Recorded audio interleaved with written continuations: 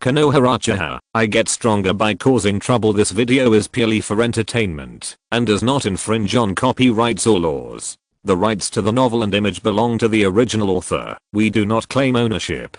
Don't like waiting and want to listen to this fanfic in full now? Subscribe to our Patreon, where you'll find the best fanfics. Chapter 26. Pass the assessment. Murata raised his hand, and the samurai sword in his hand immediately drew a residual shadow and attacked Kyan.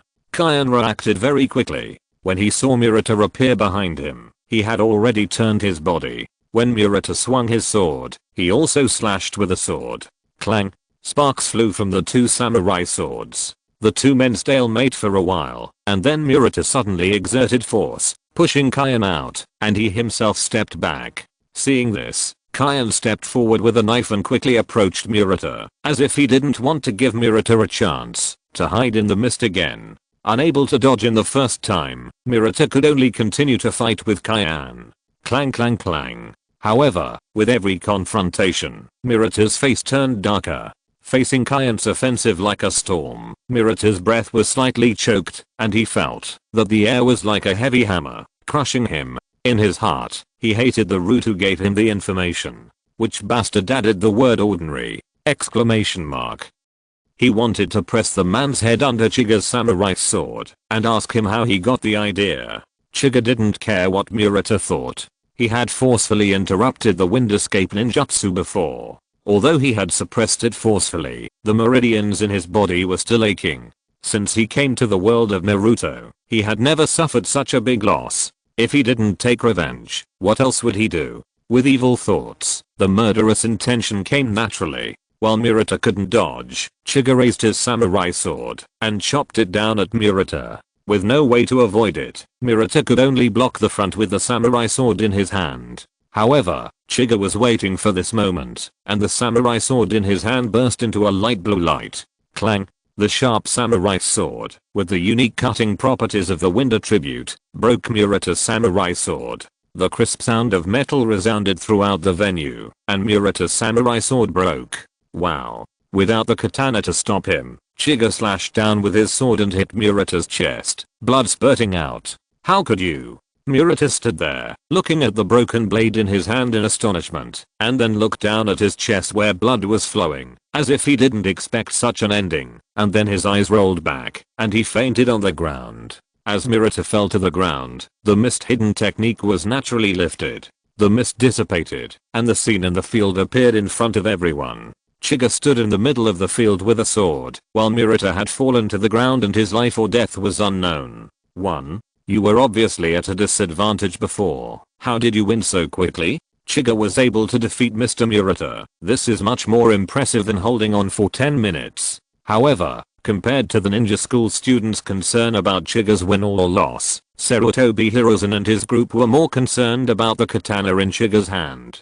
The wind attribute chakra property change? There is no mistake. The cutting property transmitted from the knife is definitely the wind attribute chakra property change. How old is he? 7 years old? When I was 7 years old, I couldn't even understand the wind escape, a big breakthrough, but he has already mastered the cutting property change. Many jonins were shocked, and even Sarutobi Hiruzen showed a hint of surprise. Although the light on the samurai sword in Chiga's hand looked very faint, the faint sharp breath made everyone understand that it was definitely a wind attribute property change. Amidst everyone's surprise, Minato reacted. He turned his head to Kushina and blurted out, "Kushina, how about letting me be Chiga's guiding jonin?" People with wind attributes are extremely rare, and those who can master the wind attribute cutting property at Chiga's age obviously have a very high talent in wind attributes. Such a talent, Minato couldn't help but be tempted. Kushina was also surprised by Chiga's talent, but after hearing Minato's words, her face gradually became expressionless. "What did you say?" Minato didn't look at Kushina, but just stared at Chiga's position in the field, as if he could see Chiga's every move through the mist. "You see, Chiga has the wind attribute, and I also have the wind attribute. I can give Chiga a lot of guidance on the attribute, so that Chiga's talent can be better utilized. Kushina, you haven't mastered the wind attribute yet, and you are not even as good as Chiga. You are not suitable to be Chiga's guiding ninja." "You are right, I haven't mastered the wind attribute yet. Kushina said faintly. So, are you and I not suitable? Kushina, I didn't say anything just now. Minato finally reacted at this time. He turned his head stiffly and looked at Kushina's hair that was already moving without wind. His face suddenly changed. Although he had no intention of killing, Minato felt as if he had fallen into the deep sea and there was pressure all over his body. If this answer is wrong, he will really die. In the field. Chiga, you passed. Ryoichi no longer needed to look at the stopwatch because the examiner had already fallen unconscious. Teacher Ryoichi, if you don't find a medical ninja, Mr. Murata will go. Chiga kindly said, fighting to the last second. Chiga still didn't kill him. After all, it would be wrong to kill the examiner in the exam. Oh. As Ryoichi called out, a senior ninja with medical ninjutsu came forward to treat Murata. At this time, Sarutobi Hiruzen led the group of people behind him to Chiga's side. He looked at Chiga with admiration and praised, Uchiha Chiga, your performance is very good. I saw a wonderful battle. Thank you for the compliment, Hokage. Chiga responded modestly. Sarutobi Hiruzen was even more satisfied when he saw this. Being a genius but not arrogant, this kind of mentality is really very good. TSK. Asuma Sarutobi saw his old man looking at Chiga like this, and a trace of jealousy appeared in his eyes. Asuma also hoped to get the recognition of his father, but it seemed that the two of them had different personalities and never had a good face when they met. So Asuma had never had such a scene. Negative emotions from Asuma Sarutobi. Emotion value plus 30. Sarutobi Hiruzen did not stay for long, simply praised a few words, and then gave a few words of encouragement to the ninja school students present, and then left the ninja school. As Sarutobi Hiruzen and his group left, the scene relaxed a lot. Chiga, congratulations on becoming a genin. Don't forget us in the future. Classmates came to Chiga one after another. Chiga also looked at this group of friends with a smile, and said, classmates, don't just focus on verbal congratulations, give some gifts to show your appreciation. At this point, Chiga was also a little shy, with a shy smile on her face, and whispered, I remember that the gifts you gave Kakashi were not cheap. Chapter 27, I know a little about it. I still have to study. By Chiga. Yes, we really have to go back to the classroom to study. Chiga was stunned when he saw his classmates dispersing. Hey, don't go, Asuma. I remember when Kakashi was promoted to Chunin, you gave him a small short sword worth 1 million. Since I'm only promoted to Genin, I don't want more. 500,000 will be enough. Don't talk about this. I was severely beaten by my old man for that short sword. Asuma heard this. He spread his hands and exposed the scandal in order not to give gifts. We are both illusion type ninjas. Look at our friendship. Chiga looked at Yuhi Kuronoi again. Yuhi Kuronoi didn't even bother to pay attention to Chiga and turned away.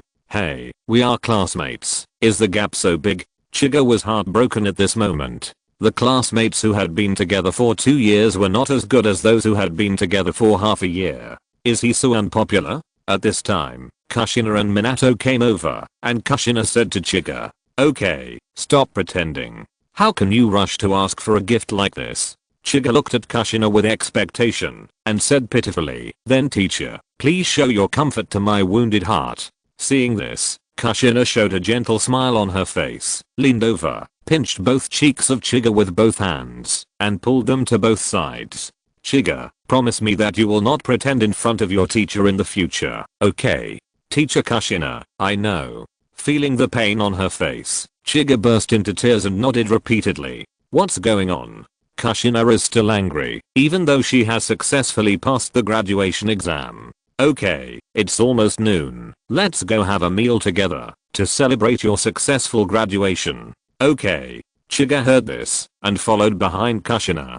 Kushina, who had just walked a few steps, suddenly stopped and frowned at Minato beside her. Why are you following me? Aren't we celebrating together for Chiga? Minato knew that Kushina was still angry with him and smiled again and again. Someone has to pay for the meal, so let me pay for this meal. Chiga looked at the sudden conflict between the two and didn't understand why, but she knew that this was a rare opportunity. Teacher Kushina, I want to eat barbecue.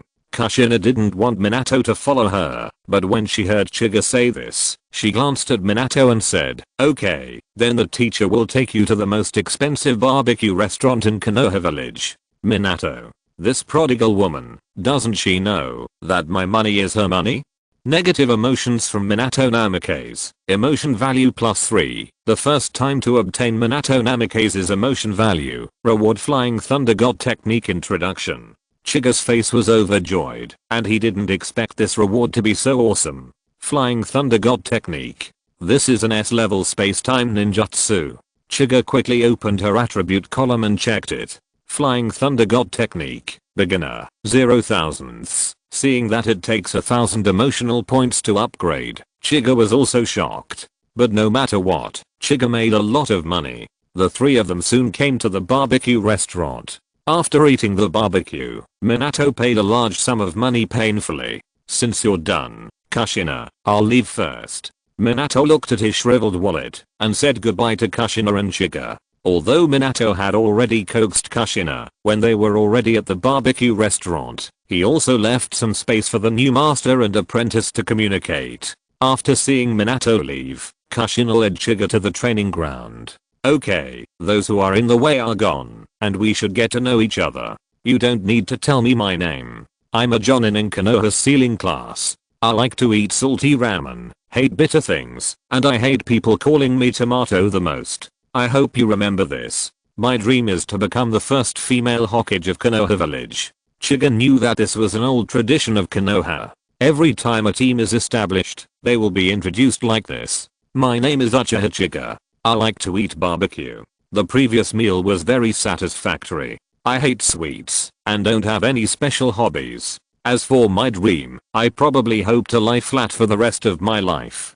Kushina nodded after hearing this. Except for the problem with her dream, everything else was normal. Then from today on, the Kushina team is officially established. With your strength, you don't need to take any more assessments, but I still need to understand your general strength. How about this? Show me everything you have learned. Chiga nodded. Since the two of them have become master and apprentice, and are also teammates, they should have some understanding of each other's strength. Then, Chiga showed his swordsmanship, wind escape, and fire escape. As for the Sharingan, there is no need to say, but Chiga did not tell Kushina that he also knows some other illusions besides the Sharingan. "Okay, I didn't expect you to hide so many tricks." Seeing Chiga perform so many ninjutsu in one breath and still breathe smoothly, Kushina knew that Chiga's chakra amount was also amazing.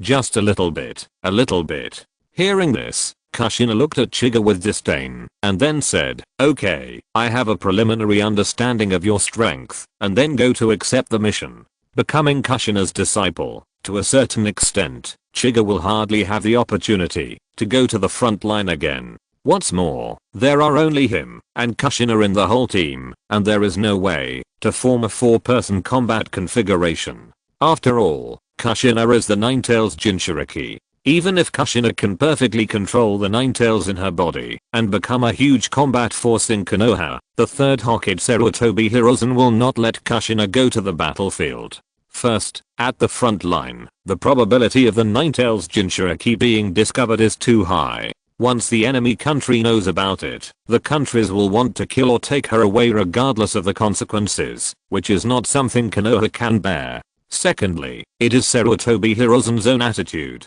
He cares more about the existence of the tail beasts than fighting. He will not let Kushina go to the front line unless it is a desperate situation. In fact, it is true. Other new combined teams just did a few low-end tasks in the village, and after running in the team cooperation, they rushed to the front line in high spirits. Kushina is still fighting in the sewers of Konoha with Chiga. With Chiga as an additive, Kushina is much quieter in Konoha than before, and no longer bothers Sarutobi Hiruzen. At a sewer outlet on the edge of Konoha, a young figure is cleaning up domestic garbage on the dirty river. Chiga, who is already soaked and exuding a foul smell, hums a song and picks up a bottle of unknown liquid and throws it accurately into the trash can behind him. If you're listening to this novel on a channel other than Fanfic World, it means they downloaded and uploaded it without effort. we cordially invite you to visit our channel, Mundo Fanfic Novelos. There you'll find the original version of this story and you can explore many other novels of various genres. We're waiting for you to immerse yourself in a world of incredible novels. Chapter 28 Sea Level Mission. Kushina stuffed paper balls in both nostrils to avoid being suffocated by the stench. She sat aside and watched Chiga walking on the water and picking up garbage with boredom. Kushina took Chiga to do all kinds of D-level tasks, such as taking care of children, finding missing kittens, picking up garbage, and weeding. Unexpectedly, Chiga had no complaints at all. She could even have fun in the midst of hardship. She thought that young people like Chiga would be impatient and would ask her to do advanced tasks after working for a few days. Kushina could also take the opportunity to teach Chiga not to be too ambitious and to take one step at a time.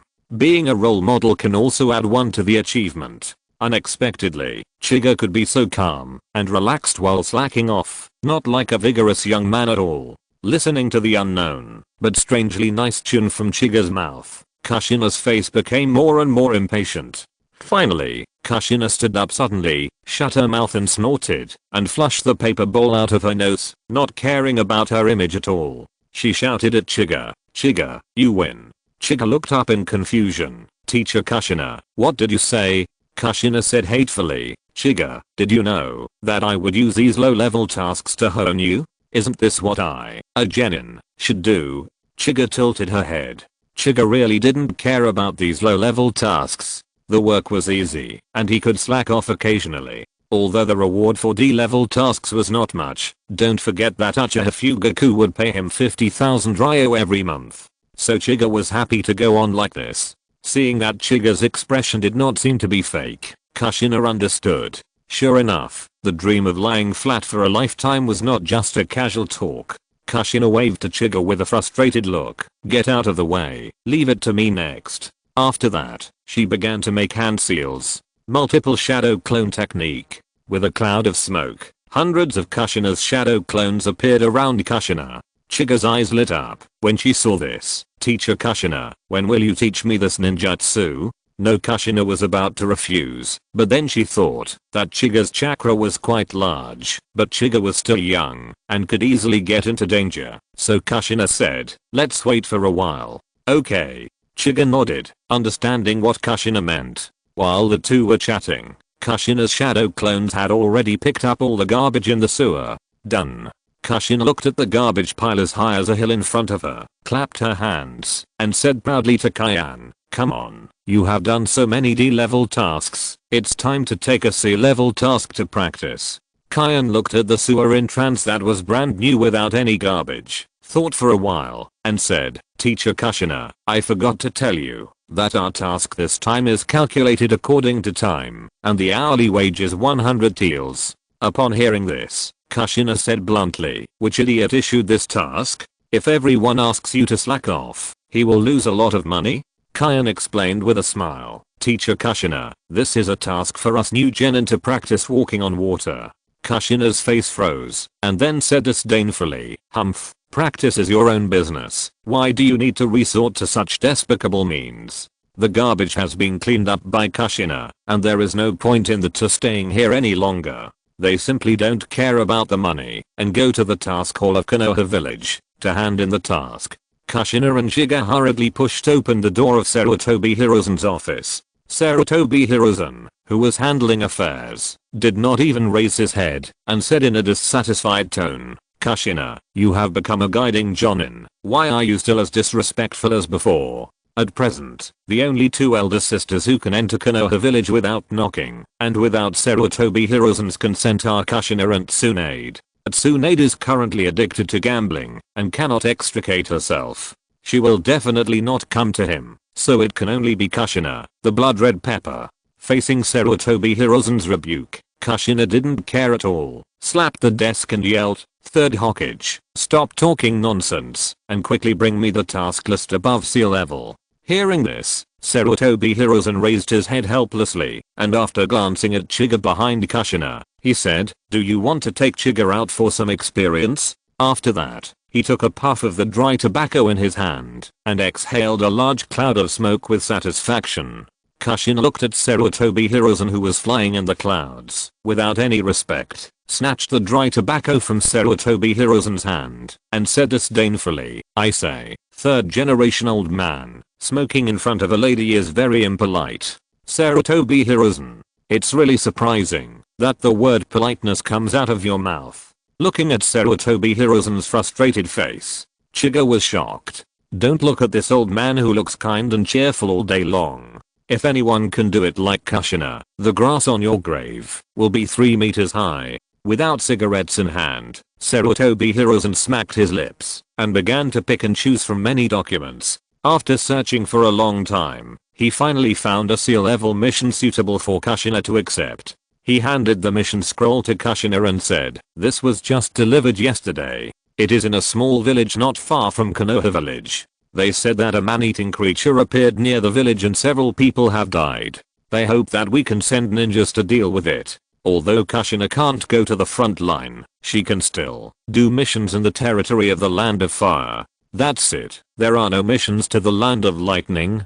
Kushina is active in mind. Minato is doing missions at the border of the Land of Lightning. This time, if he is lucky, he can meet him and hang around the front line for a while. When he is outside, who can control her blood red pepper?" Sarutobi Hiruzen secretly glared at Kushina. The reason why Kushina can leave the village is because the war is over. Otherwise the Konoha village will not let her out. Sarutobi Hiruzen said earnestly, "Kushina, this mission is just to let your disciple see the world. If it is too dangerous, don't you consider the safety of your disciple? Hey, old man Sandame, do you look down on me, Kushina, or my disciple? If it weren't for me." Cough. Sarutobi Hiruzen interrupted Kushina's words with a light cough. She was a Jinkriki, and few people in the whole Konoha knew it. Kushina also knew that she almost let the cat out of the bag, so she held it in and didn't say anything, just staring at Sarutobi Hiruzen. Fearing that Chiga would see something, Sarutobi Hiruzen changed the subject and said, "Okay, Kushina, this sea level mission has the highest reward of all sea level missions." Hearing this, Chiga's eyes lit up. "Hokage-sama, how much is it?" Chapter 29 Sea Level Mission 2. 100,000 Ryo. Sarutobi Hiruzen thought for a moment and gritted his teeth. Hearing this number and looking at Sarutobi Hiruzen's expression, it was obvious that he had paid some money to appease Kushina. Chiga felt a little sympathetic for the old man's good intentions, and he pulled the corner of Kushina's clothes. "Okay, we'll take this mission." Kushina glanced at Chiga, stuffed the scroll into the interlayer of the ninja vest, and walked out of the Hokage's office with Chiga. After Kushina left, Sarutobi Hiruzen, who was still in the office, looked at the empty room in a daze, as if something was wrong. With his understanding of Kushina, even Minato couldn't make Kushina obedient with just a little tug, let alone Chiga, who was just a disciple. "I didn't expect this old man to be so generous this time, and actually gave so much extra money. It seems that I have to make a fuss next time I accept a mission." After walking out of the Hokage building, Kushina smiled and said to Chiga, then opened the scroll and looked at the content of the mission. Generally speaking, the reward for a sea level mission ranges from 50,000 to 100,000 taels, depending on the difficulty of the mission. But the ordinary beast killing mission in Kushina's hand can only be 60,000 taels at most. "Teacher Kushina, when are we leaving?" Chiga asked. Kushina closed the scroll and said, "Let's go." Although the time specified for the mission is very tight, it is not far from Konoha, so we have plenty of time. Go back and prepare, and then leave after lunch. "Okay." Chiga nodded and agreed, then turned and left. At the same time, in the Hokage's office, Sarutobi Hiruzen stood in front of the window, watching the backs of Kushina and Chiga leaving, and chuckled. "It's really interesting. It seems that this little guy still satisfies Kushina.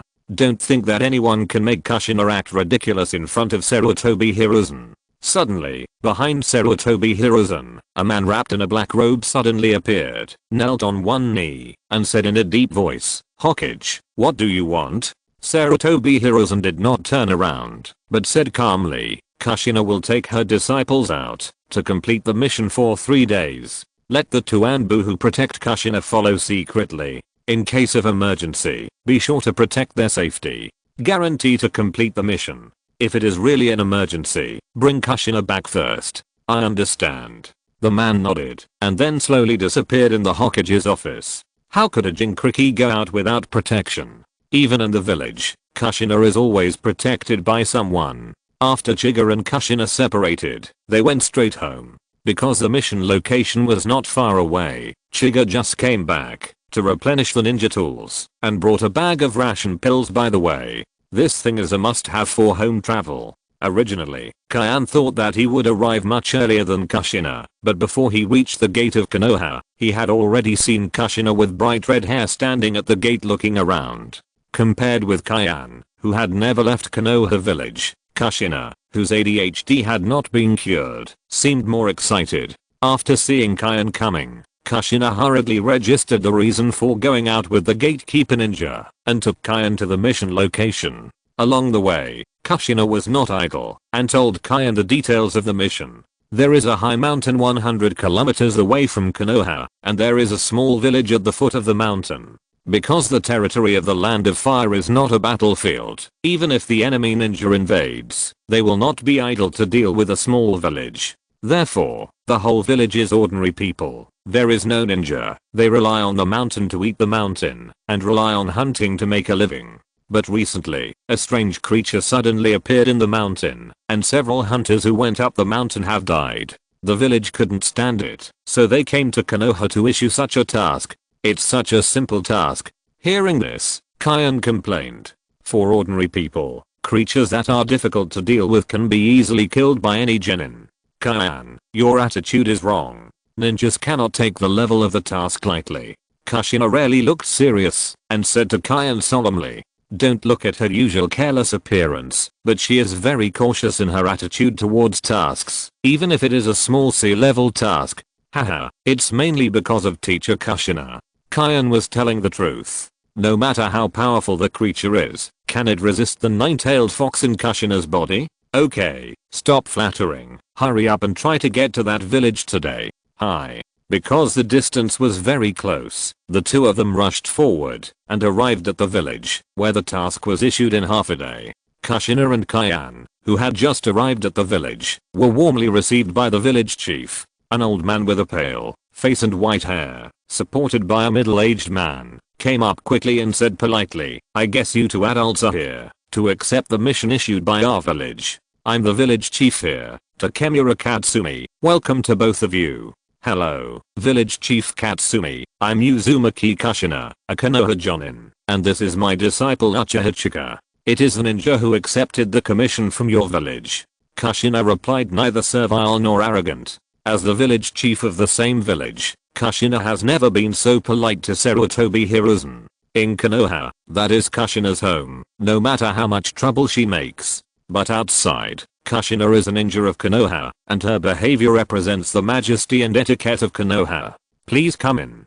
Takemura Katsumi said as he led Kushina and Shika. It's getting late. We have prepared a room for you two. The village is simple, so please stay here for one night. Thank you for your help. If possible, we would like to get some information about the beast now. Kushina followed behind and looked around. This was a very poor village with not many people. If a powerful beast really appeared, it would be impossible to resist. Okay, there is a young hunter in the village who escaped the pursuit of the beast. I will send someone to call him over now. Hearing what Kushina said, Takemura Katsumi's face lit up, and he hurriedly gestured to the man who was supporting him. The man immediately turned around and trotted away. Takemura Katsumi took Kushina and Chika to a small house, and chatted with Kushina while waiting. Chika did not join in the chat between the two, but stood at the door, looking at the high mountains in the distance. Chapter 30. It is normal for missions to go wrong. Speaking of which, he has been in the Naruto world for about half a year. In the past 6 months, he has grown a lot. Not only did he graduate from the ninja school, but he was also able to defeat a Chunin in actual combat. Of course, this is far from enough in the Naruto world.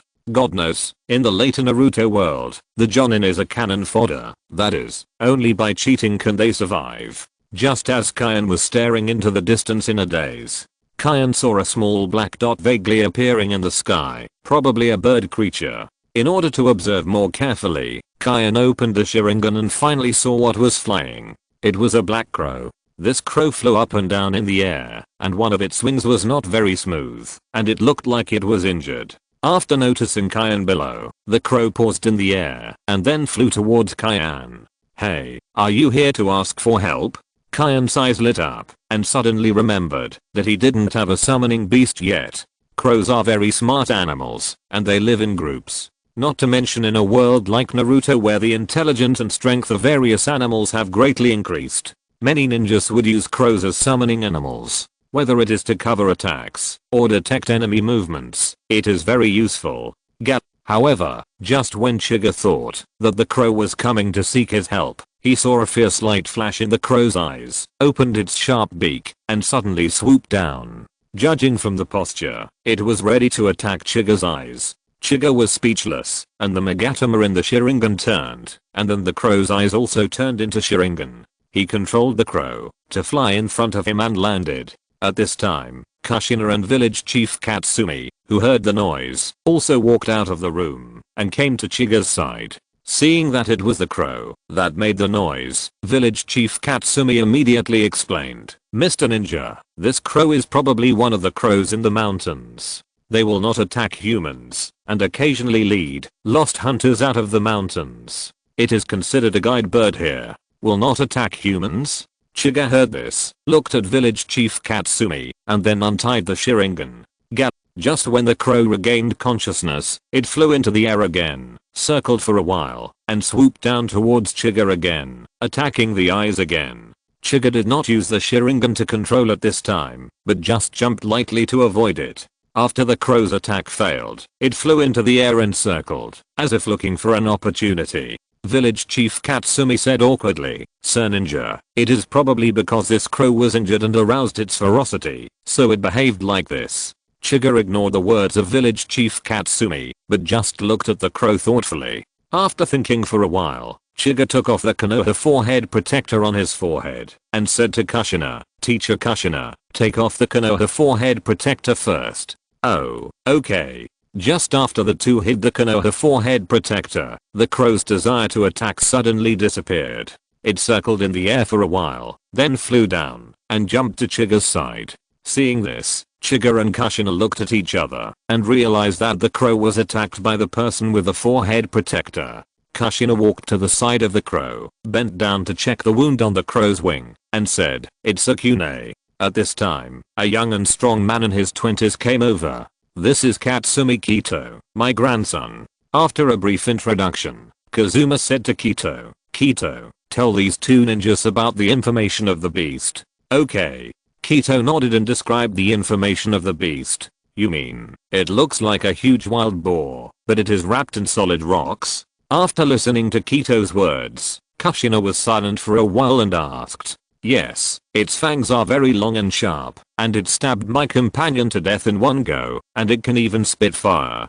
Kito showed a trace of fear on his face, and said with a look of relief, "I happened to be in a puddle at the time, so I escaped the beast." Hearing this, Uchiha, who was bandaging the crow's wound, flashed a trace of surprise on his face, and couldn't help looking at Kushina. According to this description, this is not an ordinary beast. At this time, Kushina's face was not very good. She glanced at the embarrassed village chief Katsumi and said coldly, "Old man, this is not the same as described in your mission." After saying that, the momentum of being a Jonin suddenly rose, and she pressed hard on the village chief Katsumi. After recognizing the wound on the crow, Kushina already felt that this mission was going to go wrong. Now seeing that the old man had concealed the mission level, her face became even gloomier. How could the ordinary people, Katsumi and Katsumi Kato, be affected by this momentum? They all sweated and trembled all over. "I'm sorry, Lord Kushina, our village really doesn't have that much money to issue a B-level mission, so we chose to conceal it."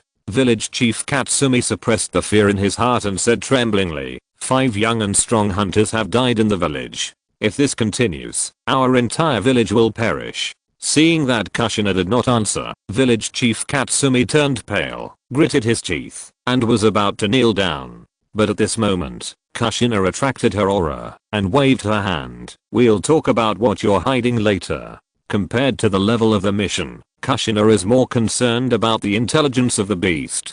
She took out a blank scroll and quickly drew on it. Chiga held the bandaged crow and came to Kushina's side. She glanced at the scroll and said with disdain, "Teacher Kushina, you really don't have the talent for painting." Negative emotions from Kushina. Emotion value plus 20. Don't make noise. Kushina ignored Chiga's complaints, looked straight ahead, and concentrated on painting. Chiga shrugged and stopped disturbing Kushina, teasing the crow on the side. He also felt that there was an accident in the mission like Kushina. Now seeing Kushina's serious look, it seems that the situation is not small. A few minutes later, Kushina finished drawing the strange creature on the scroll and showed it to the young man, saying, "Is it like this?" Kairon looked at it for a long time before pretending to be amazed and said, "Yes. As expected of a ninja, the drawing is exactly the same as the real thing." Shameless, Chiga looked at the young man who lied with open eyes and couldn't help but muttered in a low voice. Kushina also blushed. "Don't be perfunctory, this is very important." Hearing what Kushina said, Kairon said awkwardly, "Although there are some differences, it is indeed almost the same." Kushina's face suddenly became much worse when she heard this. Chapter 31 Kaian, liven up the atmosphere. Village Chief Katsumi, who was always observing Kushina's expression, saw Kushina's expression and immediately asked, "Mr. Ninja, do you know what this beast is?" Kushina nodded and then said, "Old man, if possible, can you please go out first? My disciples and I need to discuss it." "Okay, then I'll trouble you." Village Chief Katsumi nodded and walked out of the house with Kato. After the two left, Kushina said to Chiga, "This time it's troublesome." "How big is the trouble?" Chiga had already prepared for Kushina's ugly expression. Kushina explained, "This beast is called the Red Rock Pig. It is a summon beast of a small family in the rock village of the Land of Earth." Summoning beast. Land of Earth? Chiga's face became solemn when he heard this. This place is not far from Konoha village. The summon beast of the rock village actually appeared. The seriousness of this matter is much greater. The unique summoning beast of the Iwagakure appeared here, which means that there is a team of Iwagakure ninjas nearby. Ninjas always act in teams and rarely act alone. But if someone comes alone, it will be even more troublesome, which means that this person is extremely powerful. From Kairon's description of the size of this red rock pig, it should be at the level of Chunin, and I think his master is not much different. Kushina has rejected the possibility that the Iwagakure ninja is a person. The strength of most summoning beasts is linked to the strength of the ninjas themselves. For example, Naruto can summon the Toad Boss when he is a genin. In short, he is cheating. Damn it, what are those ninjas patrolling the border for? A team of Iwagakure ninjas can actually reach the heart of the Land of Fire quietly. Kushina couldn't help but slam the table and yelled, "A bunch of losers. They didn't even react when people have already arrived at the village gate. When I go back, I will ask the old man Sandai to deduct their annual salary." Kushina scolded the border ninjas for half an hour and also scolded Minato, who was at the border of the Land of Lightning, threatening to teach Minato a lesson when she returned. Chiga had reason to believe that this was Kushina taking advantage of the situation. Because of the urgent task, Minato left the village in a hurry without having time to apologize to Kushina, which made Kushina angry for a long time. During this period, Chiga had already become familiar with the crow in her arms and was taking out dry food to feed the crow. Seeing Kushina still angry and wanting to scold her a few more times, Chiga whispered, "Teacher Kushina, now is not the time to scold them. The key is what should we do next?" "Huh, you're right." Kushina calmed down, holding her chin with one hand and thinking, "What we need to consider now is why the other party came here with so much difficulty. What is the purpose? Assassination, destruction of supplies, or gathering intelligence?" Although the war is over, the Land of Earth and the Land of Fire have not yet restored diplomatic relations. If the ninjas of the two countries appear in each other's country and are discovered, then their lives will be at their own risk. Could it be? Chiga was also thinking about the purpose of this team of rock ninjas. After thinking for a long time, he was shocked and said, "Could it be that they are lost?" "Idiot, don't talk nonsense to disrupt your teacher's thinking." He thought that his disciples had discovered something, but he didn't expect such a perfunctory answer. He immediately punched Chiga on the head. "Isn't this just to liven up this tense atmosphere?" Chiga grinned and rubbed his forehead. Seeing that Kushina was going to beat him again, he quickly said, "Intelligence, they are here to get intelligence." He had already thought a lot during the half hour that Kushina was scolding him. Kushina put down her fist, looked at Chiga in surprise, and asked, "How do you know?" "First of all, the destruction of supplies can be eliminated. There is no need to run to the hinterland of the Land of Fire, so close to Konoha. As for assassination, according to our mission, this village saw the Red Rock Pig 5 days ago, so it can be concluded that they have been here for at least more than 5 days. 5 days, no action in this hidden mountain. Obviously not to sneak into Konoha for assassination, so they can only be waiting here for their intelligence personnel to sneak into Konoha. He's quite capable." After listening to Chiga's explanation, Kushina suddenly looked at Chiga carefully, as if she had just met him. "What's wrong, Teacher Kushina?" Looking at the silent Kushina, Kyan asked in confusion. At this moment, Kushina suddenly had a murderous look on her face, and she moved her hand. A flash of cold light flashed across her face, and the next moment, a kunai was placed across Kyan's neck. Feeling the cold breath on his neck, Kyan froze. The crow in his arms was also startled, and then it hummed, as if warning Kushina. Kushina said coldly, "Tell me, who are you, and what did you do to my lovely disciple?" "Stop it, Teacher Kushina." Kyan rolled his eyes in annoyance, and pushed away Kushina's kunai. If he hadn't seen a hint of cunning flashing in Kushina's eyes, he would have been really frightened by Kushina, and almost knelt down and shouted, "My king, spare my life. I'm really your dear disciple. Haha, I'm just trying to liven up the atmosphere." Seeing Chiga's discovery, Kushina patted Chiga's head familiarly and teased, "I saw your legs tremble a little. Chiga, not only did your legs tremble, you almost scared me to pee." Seeing Chiga was a little unhappy, Kushina quickly praised, "But I really didn't expect that you could analyze so many things, Chiga. Very good." Chiga frowned, slapped Kushina's palm away, and muttered, "Teacher Kushina, if you use your brain more, and don't focus all your attention on Minato-senpai, you will also be able to analyze it. This is really simple." But Kushina, who doesn't like to think, didn't think of it. Now that we know their purpose, we should think about what to do next. Ignoring Chiga's sarcasm, Kushina fell into deep thought again. If she was alone, she wouldn't think so much at all, and would just rush over. Regardless of whether it was 1 or 2 teams of rock ninja, she would fight them as soon as they met, and if she couldn't beat them, escaping shouldn't be a problem. But now she has Kyan, her first disciple, and she likes this disciple very much. "Teacher Kushina, there is one more thing I haven't told you yet." Kyan was frightened by Kushina before, and almost forgot that there was another important information. "What else do you know?" Kushina was stunned when she heard it. She was surprised that Kyan could analyze why they came here, but she didn't expect there was more. "I also know that the other party's strength may not be that strong." "Oh, how did you judge this?" Kushina was a little unconvinced on this point. "It's strange. Why are there so few people investing? Are you so pessimistic about me?" Chapter 30 To Kushina shakes people. Kyan he did not answer, but stroked the crow in his arms with one hand, and fed a piece of dry food to the crow's mouth with the other hand. When the crow was about to open its mouth to eat, Kyan he took out the dry food in time. Then he continued the previous action, and the crow was not angry, and continued to play the pulling and feeding game with Kyan he. "I understand, it's actually a ninja who can't control the summoned beast." Kushina looked at the well-behaved crow in Kyan he's arms and reacted. During the mission, ninjas will restrain the behavior of summoned beasts to avoid accidents. In such a dangerous environment, they should not make a noise. Obviously, the ninja could not control his summoned beast, which caused the casualties of the villagers. Summoning a summoned beast does not mean that the summoned beast can serve the master wholeheartedly. It also requires one's own strength or pays a price to conquer the summoned beast.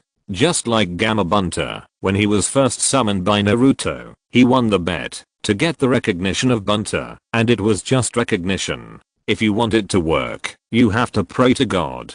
Orochimaru's main Jiki is even more exaggerated. Each time he summons them, he needs 100 human beings as food. If he summons them a few more times, all the civilians in the ninja world will be eaten up.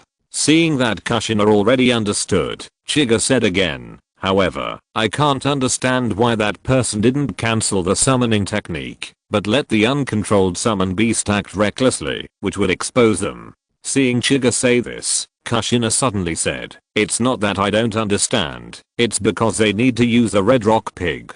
Huh? Chiga asked curiously, "Does a red rock pig have other uses? Your teacher likes to read books when he is freeing Konoha. The information about the red rock pig is recorded in the Konoha library. It also says that the red rock pig is ferocious and likes to eat creatures with chakra, so they are very sensitive to chakra. Even if it is a very small amount of chakra, as long as it is within its perception range, it can sense it, and it is one of the very few summon beasts that have both combat and perception types." Hearing Kushina's introduction, Chiga nodded and said, "Relying on the perception of the red rock pig to avoid ninjas. This also explains why the border ninjas didn't find them. In the territory of the enemy, you need to be vigilant at all times. That's why you always release the summoned beasts. No need to defend yourself to those idiots. I will definitely tell the third Hokage." It seems that Kushina was very angry about letting this team of rock ninja come here, but it is also true that this place is already very close to Konoha village.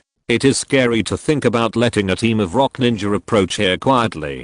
If the third Tsuchikage of the land of earth, Anoki, suddenly has a brainwave and sends his Jinchuriki here, then the price Konoha will pay will be very painful.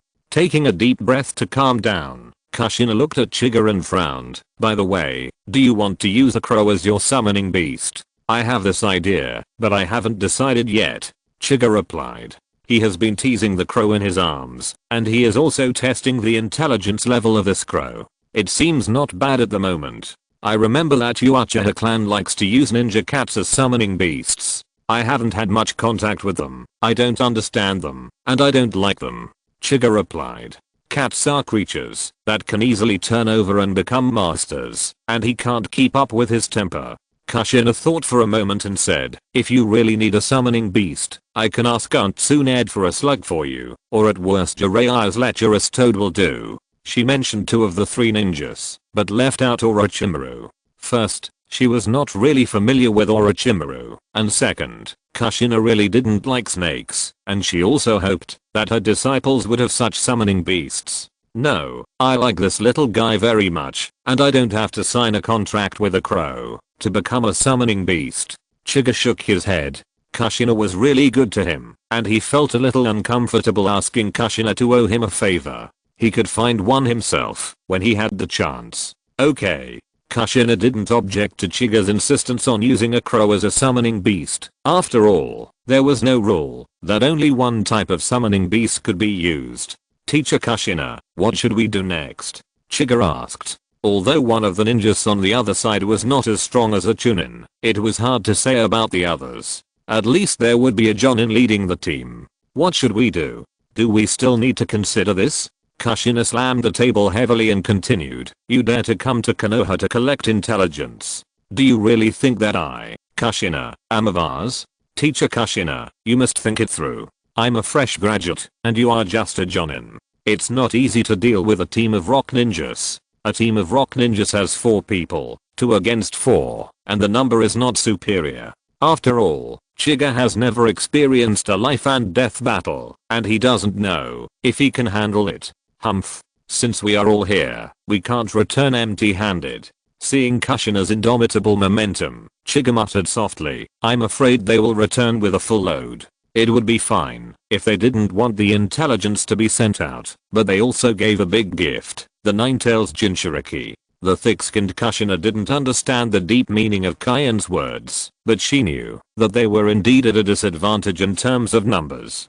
"Don't worry, your master won't fight a battle without confidence." Kushina suddenly smiled, winked at Kaion, and said, "Wait for me in the house for a while. I'll get 2 people to support you now." After that, Kushina disappeared in the house in an instant. Kaion didn't understand what Kushina meant, but heard her scream suddenly coming from outside. "Oh my god. Kushina, you scared me to death. Kushina, how did you find us again? I knew you two were hiding here."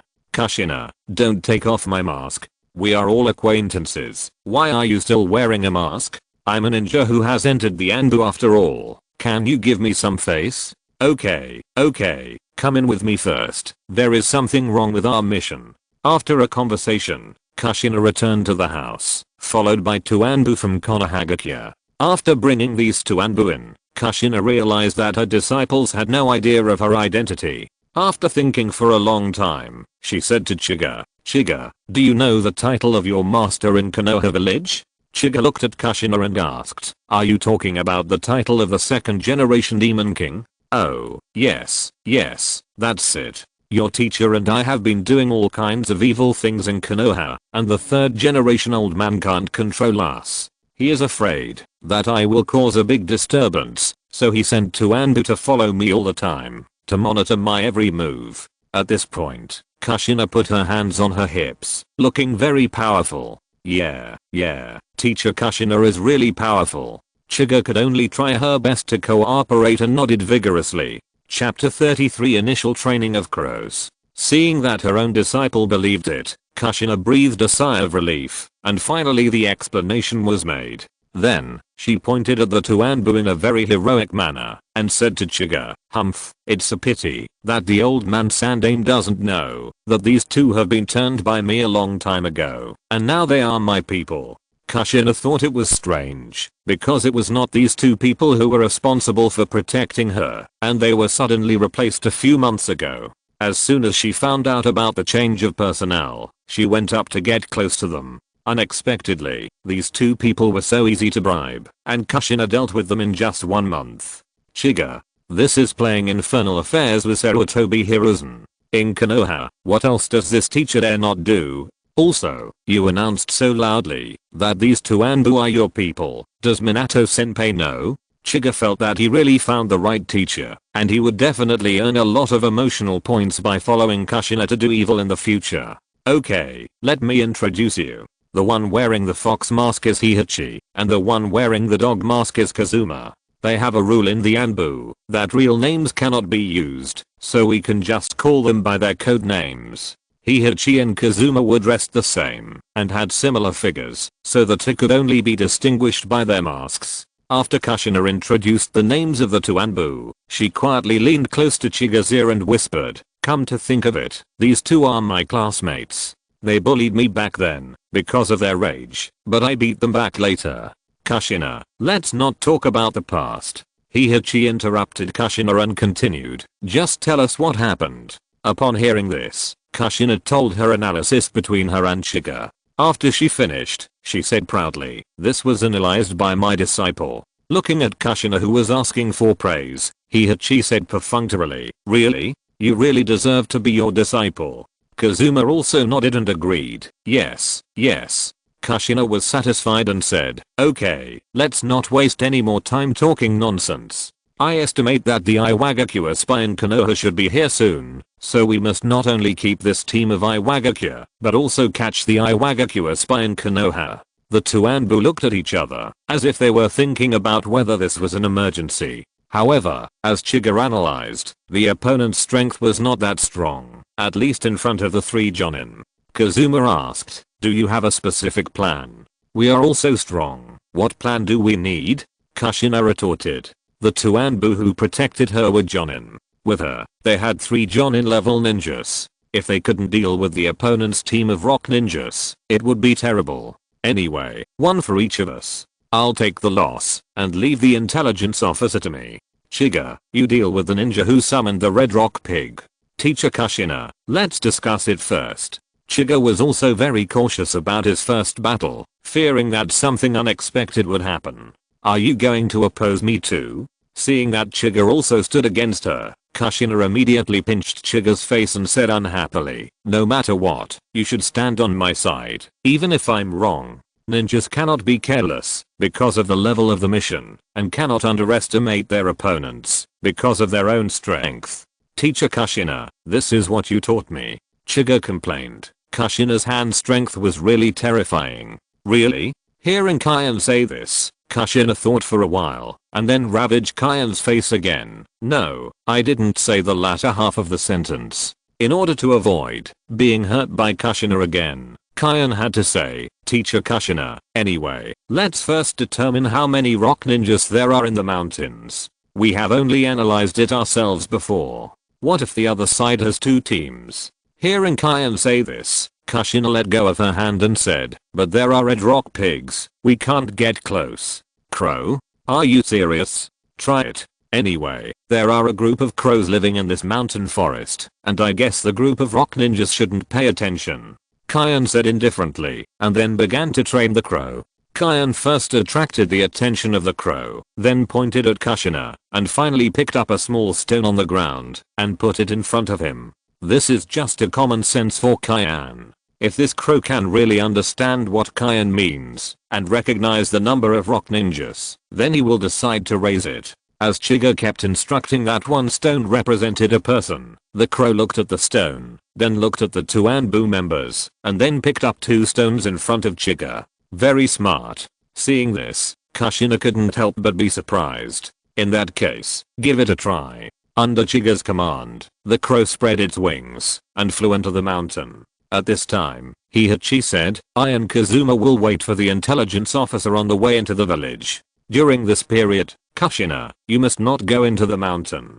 Kushina nodded, waved her hand impatiently, and said, I know. Really, I'm the captain of this team. At the same time, on the hillside outside the village, huge trees stood tall and lush everywhere. 4 figures wrapped in black robes stood quietly on the trees and talked. One of them asked in a hoarse voice, Captain Shida, hasn't the one in Konoha come yet? We have been here for 5 days. As soon as he finished speaking, a thin figure beside him also echoed, yes, this is deep in the land of fire after all. If we are discovered, we have no chance of escaping. The words of the thin figure did not attract the attention of the captain of the rock ninja named Shida. Instead, a tall ninja said coldly, if you hadn't been unable to control your summoning beast and let it kill those villagers, we wouldn't be so anxious. After that, he slapped the giant tree hard, and then complained, damn, if our previous perception ninja hadn't died on the battlefield, you, a novice who just graduated from the ninja school, would be killed. The thin figure replied timidly, sorry Yosuke Sr. Faced with the apology of the thin figure, Yosuke's resentment increased, and there was a hint of murderous intent on his ferocious face. If you are discovered by the ninjas of Konoha, I will be the first to kill you. At this time, Captain Shida suddenly said, okay, Yosuke, give up your hostility towards your teammates. If it weren't for his summoned beast, we might not be able to get here. Understood, Captain. Under Shida's gaze, Yosuke also calmed down. P.S. Please read, vote, and collect. Chapter 34 Chiga's Plan. Core. At this moment, 2 low crow calls attracted the attention of the rock ninjas, and then the crow calls came one after another. Core. Soon, hundreds of crows suddenly flew out from the surrounding woods, circling and calling in the air. The 4 people were shocked, but when they saw that it was just the movement of the crow group, they relaxed again. Yosuke said irritably, it's this group of crows again. Looking at this group of crows, Shida, as the team leader, also frowned. The disobedient red rock pig not only killed 5 villagers, but also disrupted the nest of a group of crows, causing them to have to face the revenge of a group of crows. Although they didn't take it seriously, they were most afraid of accidents during the mission, even if it was a small accident. Core. However, after the crows called, the group of crows dispersed, and the whole forest suddenly fell into peace again. A trace of uneasiness flashed through Shida's mind, and he said, after tonight, if no one comes, we must retreat. I guess the villagers here have issued a mission to Konoha. Upon hearing this, Yosuke immediately said, Captain Shida, this mission is extremely important. According to our preliminary intelligence, this time our spies have obtained the defense deployment map of Konoha's border. The thin figure also interrupted, yes, given the economic situation of this village, it can only be a sea-level mission at most. In this case, Konoha will not send powerful ninjas here, and we should still be able to buy some more time. Captain Shida, stay a little longer. Konoha will not care about the death of a few villagers. This mission is of a very high level and the reward is also very rich. The 3 team members did not want to give up such a mission, and persuaded them one after another. Faced with these rebuttals, Nakamura suddenly shouted, obey orders. Yes. The 3 had no choice but to answer. Half an hour later, with the return of the crows in the village, Chika and Kushina also walked out of the room. The crow landed at Kyan's feet and picked up 4 stones. Kayan's face flashed with joy, and she became more and more satisfied with this crow. After throwing a piece of dry food to the crow, Kayan asked Kushina, "What do you say, Teacher Kushina?" Kushina closed her eyes and was silent for a moment, then suddenly opened her eyes. Her eyes were full of murderous intent. Kill. Since becoming the Ninetales Jinchuriki, she has not experienced a life and death battle for a long time, and her heart has been suppressed for a long time. Although Kushina yearns for peace, those who can become ninjas have some resentment in their hearts. At the same time, two Anbu have appeared in front of Kayan and Kushina. Kazuma said to Kushina, "Kushina, we are lucky. We saw this guy as soon as we left the village." On Kazuma's back was a corpse wearing a Konoha ninja uniform hanging upside down. Kushina stepped forward and lifted the face of the corpse and found that she had never seen it before. After asking the two Anbu with his eyes, he saw that the two Anbu shook their heads, so he stopped worrying about this issue. Anyway, he knew everything. After bringing it back to Konoha village and handing it over to the Yamanaka clan, Kushina rummaged in the pocket of the ninja and then took out a scroll. When she opened it, her face suddenly changed. The border defense deployment map of the Land of Grass. This also surprised the two Anbu. There are still many small countries between the Land of Fire and the Land of Earth. These small countries are basically the battlefields of the two major countries and the stage for them to show their respective military strength. Although these small countries have ninja villages, they are helpless in front of the big countries and can only open their legs and try to pose in a comfortable posture. The Land of Grass is one of the main battlefields. Konoha also deployed many bases in the Land of Grass to monitor the movements of the Land of Earth while defending against the attacks of the Land of Earth.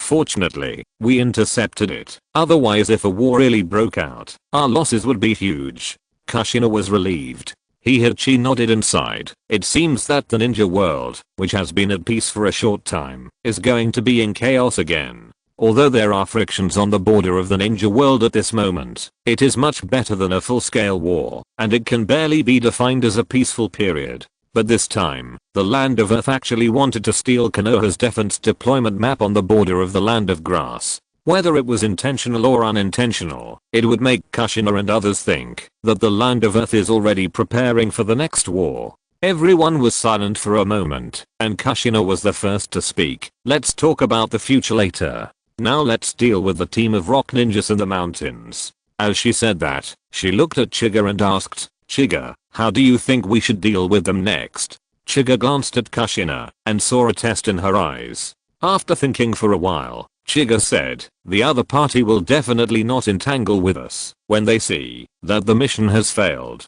they will run away as soon as they find us. And relying on this mountain, it is undoubtedly impossible for us to encircle a 4-man team with our small number of people. If we let them run away, it will be a lot of fun." Indeed.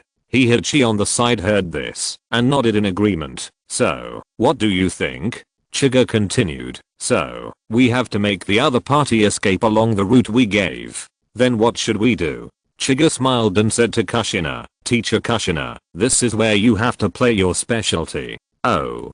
Kushina was stunned. Then with a hint of curiosity on her face, she asked, "What do you need me to do?" "The multiple shadow clone technique. The other party doesn't know how many of us are here. Use your large number of shadow clones to give their perception ninjas false information, causing misjudgment. They thought that they were discovered stealing Konoha's intelligence and were systematically encircled by Konoha. In one of the positions, the number of shadow clones can be relatively reduced. In this way, they will definitely choose this point to break through. And we just need to wait quietly for them to crash into us, and we can even set traps. Maybe we can cause casualties to them before the battle begins." "I see." After listening to Chiga's words, Kushina's eyes suddenly lit up. This plan would be impossible to complete without her. It seems that her disciple knows how to play to his strengths. It's very feasible. After listening to the plan, the two Anbu, Heihachi and Kazuma, also nodded and agreed to this plan.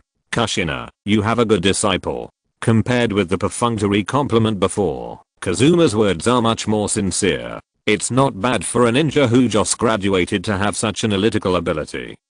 P.S. There is one more chapter. I'll post it at 12 noon. I have something to do, and I have to go back to my next home, so it will be delayed. If you're listening to this novel on a channel other than Fanfic World, it means they downloaded and uploaded it without effort. We cordially invite you to visit our channel, Mundo Fanfic Novelos. There you'll find the original version of this story and you can explore many other novels of various genres. We're waiting for you to immerse yourself in a world of incredible novels. Chapter 35, The Eve of the Battle. Oh, it's just so.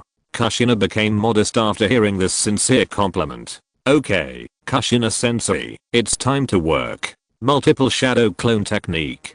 Kushina's face straightened when she heard this, and she instantly created hundreds of shadow clones. With her chakra, she could create thousands or even tens of thousands of clones, but the more she created, the less chakra each clone would have. If the other party could sense that everyone had so little chakra, they would soon understand. Besides, it was unreasonable to send out thousands of people just for 4 people. Hundreds were just right. Let's go. As the shadow clones moved away, Chika and the others followed the smallest group of shadow clones. The night began to darken, and a half moon was slowly rising, with bright moonlight shining all over the earth. On the mountainside, the thin figure who was resting with his eyes closed suddenly opened his eyes and looked at the red rock pig beside him who was making a snorting sound at him. Huh. Before the thin figure could ask, the red rock pig suddenly became anxious. Its huge movement has attracted the attention of Shida, who frowned immediately. What's going on? The thin figure hurriedly replied, oh no, Captain Shida. The Akagi pig sensed a large amount of chakra at the foot of the mountain, at least hundreds of people, who have formed an encirclement, and are moving towards us rapidly. Yasuke was furious when he heard this, pointing at the thin figure and yelling, asshole, it's all your fault, damn it, I'm going to kill you now. Stop, it shouldn't be us who have been exposed. Shida blocked Yasuke in front of him, controlled Yasuke, and explained, with so many ninjas, Konoha should have discovered that we were stealing Konoha's intelligence. It seems that our intelligence officer has been exposed. After that, he said to the thin figure, let the Akagi pig see if there is any gap, and rush out before they narrow the encirclement. Understood. After the thin figure said a few words to the Akagi pig sniffed around with its nose, and then arched its nose in one direction. Captain, this way. The thin figure saw this and immediately said, no time to lose, set off immediately. Shida shouted, leading everyone to run in the direction indicated by Akagi Yasu. On the other side, Kushina, who was waiting for Shida and others to arrive, suddenly said at the moment when the rock ninja started to act, they are coming. The two Anbu heard the words, looked at each other, and then began to set traps. As for whether it was effective, it depended on whether the other party was sharp. After setting the trap, the two Anbu found 2 hiding places respectively, quietly watching the dynamics in the forest ahead. Kushina and Chiga lurked nearby. At this moment, Chiga, who was beside Kushina, was trembling slightly with his hand holding the samurai sword, and there was an inexplicable light in his eyes. He was not worried about safety. After all, they had 3 Jonin on their side. Not to mention Kushina, she had good talent, and was the Nine-Tails Jinchuriki, so her strength was also on the upper side among the Jonin. It goes without saying that the two Anbu who were assigned by Sarutobi Hiruzen to protect Kushina must be very strong. Therefore, Chiga didn't worry too much about his own safety. The only thing was that he was going to kill someone. This was his first time, and it was not an easy thing to end a person's life with his own hands. His heart was full of complexity, fear, anxiety, excitement. All kinds of emotions were mixed together.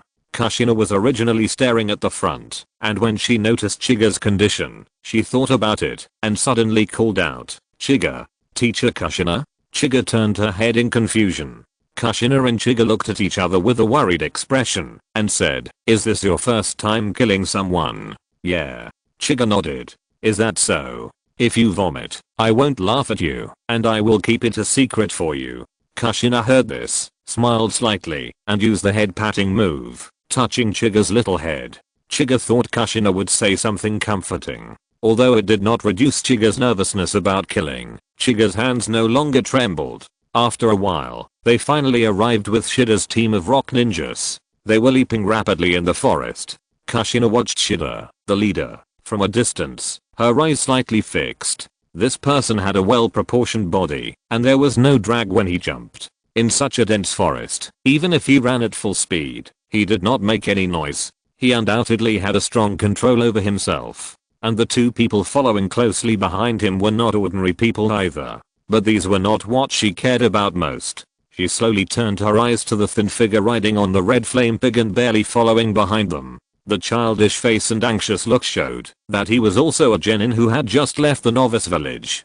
Kushina couldn't help but feel relieved, and by the way, she was proud. He was far inferior to her disciples. After observing each other, Kushina and the two Anbu looked at each other and used gestures to redistribute their respective targets. In her opinion, the leader was very powerful, and even she had to take him seriously. As for the two people behind Shida, although they were not weak, a Jonin level Anbu was enough to deal with them, so they were handed over to Heihachi. As for Kazuma, he was responsible for support on the side. If one side was at a disadvantage, he would go to help.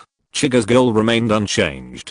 Seeing the Iwagakure getting closer and closer, Kushina's face became more and more solemn. At the same time, with the induction of the Red Rock Pig, the other side also discovered Kushina and others. Captain Shida, there are 4 ninjas in front. Okay, everyone, do your best and solve it as soon as possible. Shida had a sneer on his lips, and he rushed to the opposite side with his team members. We've been discovered.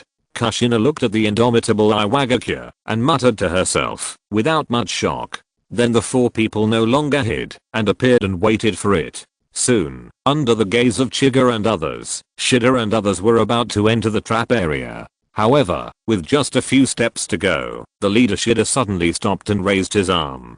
The 3 people behind him also stopped when they saw this. A trap? Shida glanced coldly at the thin line between the 2 giant trees, and a slight arc rose at the corner of his mouth, revealing a sneer. Is this the only trick the ninjas of Konoha have? Seeing that the Iwagakure had noticed, Kushina's expression changed slightly, and she ended the multiple shadow clone technique and took back a large amount of chakra. At this moment, the thin figure spoke again. Captain Shida, the pursuers behind us have disappeared. Chapter 36 Chiga's first battle. Upon hearing this, Shida was shocked. Oh no, we've fallen into a trap. After seeing Kushina's flowing scarlet hair and thinking of some details, he instantly realized that he had fallen into the trap of the Konoha ninja. But it was too late to realize it now. Kushina stepped suddenly under Shida's shocked face, and the branch under her feet broke immediately. The whole person rushed out like a cannonball and directly blocked Shida, who was about to retreat. Clang clang clang. In an instant, the two had fought around with Kune, and Heihachi also found the 2 rock ninjas, and several shuriken flew out to block the 2 rock ninjas. When Kushina attacked, Chiga followed closely behind. He stopped the rock ninja riding on the Red Rock Pig, and his eyes narrowed slightly. It's better to say that he was sizing up the Red Rock Pig than to say that he was sizing up the person. The Red Rock Pig, which already has the strength of a Chunin, has a huge body wrapped in a thick rock wall, with eyes wide open and fierce light, and long fangs shining coldly in the weak moonlight. If it's a Sharingan, it's really a bit troublesome. Kayandi murmured. This kind of summon beast with high health and high defense is really unfriendly to the noobers who have no offensive means in the early stage. While Kain-He was looking at the other party was also looking at Kain-He. The rock ninja looked at Kain-He, who was smaller than him, and his anxious face relaxed a little. He gently patted the Red Rock Pig. Kill him. Roar. Hearing this, the Red Rock Pig shook his body and roared in dissatisfaction. The rock ninja seemed to understand the Red Rock Pig's voice and said helplessly, "Deal. I will offer 5 living people when I go back." After that, the rock ninja jumped off the Red Rock Pig and hid behind. At this time, the Red Rock Pig also kicked back, like a heavy truck out of control, roaring towards Kain-He. Facing the aggressive Red Rock Pig, Kain-He's face remained calm, and the samurai sword in his hand suddenly glowed with a faint light, and then he also rushed over. The rock ninja behind the Red Rock Pig took out 3 shurikens from the ninja bag, and then he exerted force on his wrist and threw the shurikens without hesitation. Swish. With the cover of the night and the huge body of the Red Rock Pig, the 3 shurikens drew an arc in the air and flew towards Kain-He. It was not until the shuriken jumped over the body of the Red Rock Pig and appeared in front of Kainhi that Kainhi saw it. Facing the Red Rock Pig that was so close and stabbed its fangs fiercely and the shuriken that locked his vitals, Kainhi's pupils shrank and he kicked his feet and his figure suddenly jumped up and jumped over the head of the Red Rock Pig. Poke, poke, poke. The shuriken was deeply inserted into the ground at the moment Kainhi jumped up, making a dull sound. Roar. At this time, the Red Rock Pig roared and its huge head suddenly raised up. The more than 1 meter long fangs shone with cold light and fiercely stabbed into Kain's abdomen. Kain's face did not change, and the samurai swords in both hands suddenly stabbed into the head of the Red Rock Pig. Under the blessing of the wind attribute chakra, the samurai sword with cutting attributes was like stabbing into tofu, and all sank into the stone wall of the Red Rock Pig. But the stone wall of the Red Rock Pig was thick enough, and Kain's samurai sword only pierced through the stone wall, and the blade pierced the forehead of the Red Rock Pig. This part could not kill the Red Rock Pig, but instead made the Red Rock Pig fall into madness in pain. Roar. The Red Rock Pig opened its smelly mouth, and a ball of burning flames formed instantly, spraying towards Kain. However, this was within Kain's expectations. He exerted force with both hands, and with the help of the samurai sword inserted in the Red Rock Pig, he flipped in the air, dodged the Red Rock Pig's fire escape, and came behind the Red Rock Pig, stepping hard on the Red Rock Pig's back with both feet. The whole person rushed towards the Rock Ninja in an instant. Kain's target from the beginning was not the Red Rock Pig. As long as the owner died, the summoned beast would automatically disband. Damn it. The Rock Ninja cursed secretly. He originally wanted to rely on the summoned beast to quickly solve his opponent and save a little strength, but now it seems that the opponent should not be underestimated. But he was not afraid. In the land of Earth, he was considered the best among his peers, no worse than anyone else. Otherwise he would not have been chosen by Shida to perform this task. He took out the kunai and waited coldly for Kain to arrive. Clang, clang, clang. Sparks flew, and the two fought for a while with kunai in both hands. Without using other means, the two were evenly matched in close combat. Kain's swordsmanship has indeed reached the master level, but his use of kunai is far from being as proficient as his swordsmanship, and he really can't take down this Rock Ninja for a while. Go to hell. At this moment, the Rock Ninja suddenly shouted, seized a floor in Kain, raised his hands high, and then two kunai immediately chopped down heavily on Kain's head. However, at this moment, Kain's eyes flashed red. Sharingan illusion. When Kain opened those strange eyes, the Rock Ninja knew that something was wrong, but it was too late. The Sharingan can't be controlled at a long distance, not to mention that it is a Magatama, so Kain didn't use it at the first time. At this point, the winner is already decided. Kain held the kunai against the heart of the immobile Rock Ninja, and a trace of hesitation appeared in his eyes. However, soon Kain's heart became ruthless, and with a force on his hand, the kunai immediately pierced into the heart of the Rock Ninja. Blood splattered everywhere, and Kain's face was also stained with a lot. Sharingan, you are actually from the Uchiha clan. The Iwagakure awoke from the illusion, looked at the kunai on his chest, a trace of despair flashed in his eyes, and then the light in his eyes dimmed. Seeing that Jiga had solved the opponent in a few moves, Kazuma nodded secretly, and then focused his attention on the other two battlefields. Seeing that Kushina and Shida couldn't tell the winner for a while. Stand here and don't move. I'll go help Heihachi first. Kazuma chose to help Heihachi first. After telling Chiga a few words, he rushed to Heihachi's battlefield. The battle between the Jonin was not something this kid could participate in, so Kazuma also told him a few words first. He was afraid that this kid would not know himself and would not only go forward to join the battle, but also distract Kushina from protecting him, which would be a big sin. Chiga nodded. He had just killed someone, and the guilt in his heart had not been eliminated, so Chima didn't want to move around. Taking a deep breath, Chiga turned his head and looked at Kushina's battlefield. There is a saying that goes, Konoha Genin destroys the world, Konoha Jonin fights and quarrels. This saying is not quite appropriate for the battle between Kushina and Shida, but it is almost the same. Chiga watched for a long time, and the two of them had not used any powerful ninjutsu so far, but only used those ninjutsu with few hand seals, and most of the time they were still fighting in close combat. Chapter 37 Kushina's title. In fact, it was not that the two were unwilling to use large-scale ninjutsu, but they did not have their own opportunities. The battle between the Jonins was far more dangerous than what Chiga saw on the surface. Kushina and Shida both put a lot of pressure on each other. Even the slightest mistake could affect the outcome. Kushina's strength was a little stronger than Shida's, but she was locked up in the village like a canary for so many years by Sarutobi Hiruzen, and she lacked combat experience. Shida was an excellent Jonin. Even though his strength was not as good as Kushina's, he relied on his excellent combat awareness and fierce heart to fight Kushina on equal terms. Clang.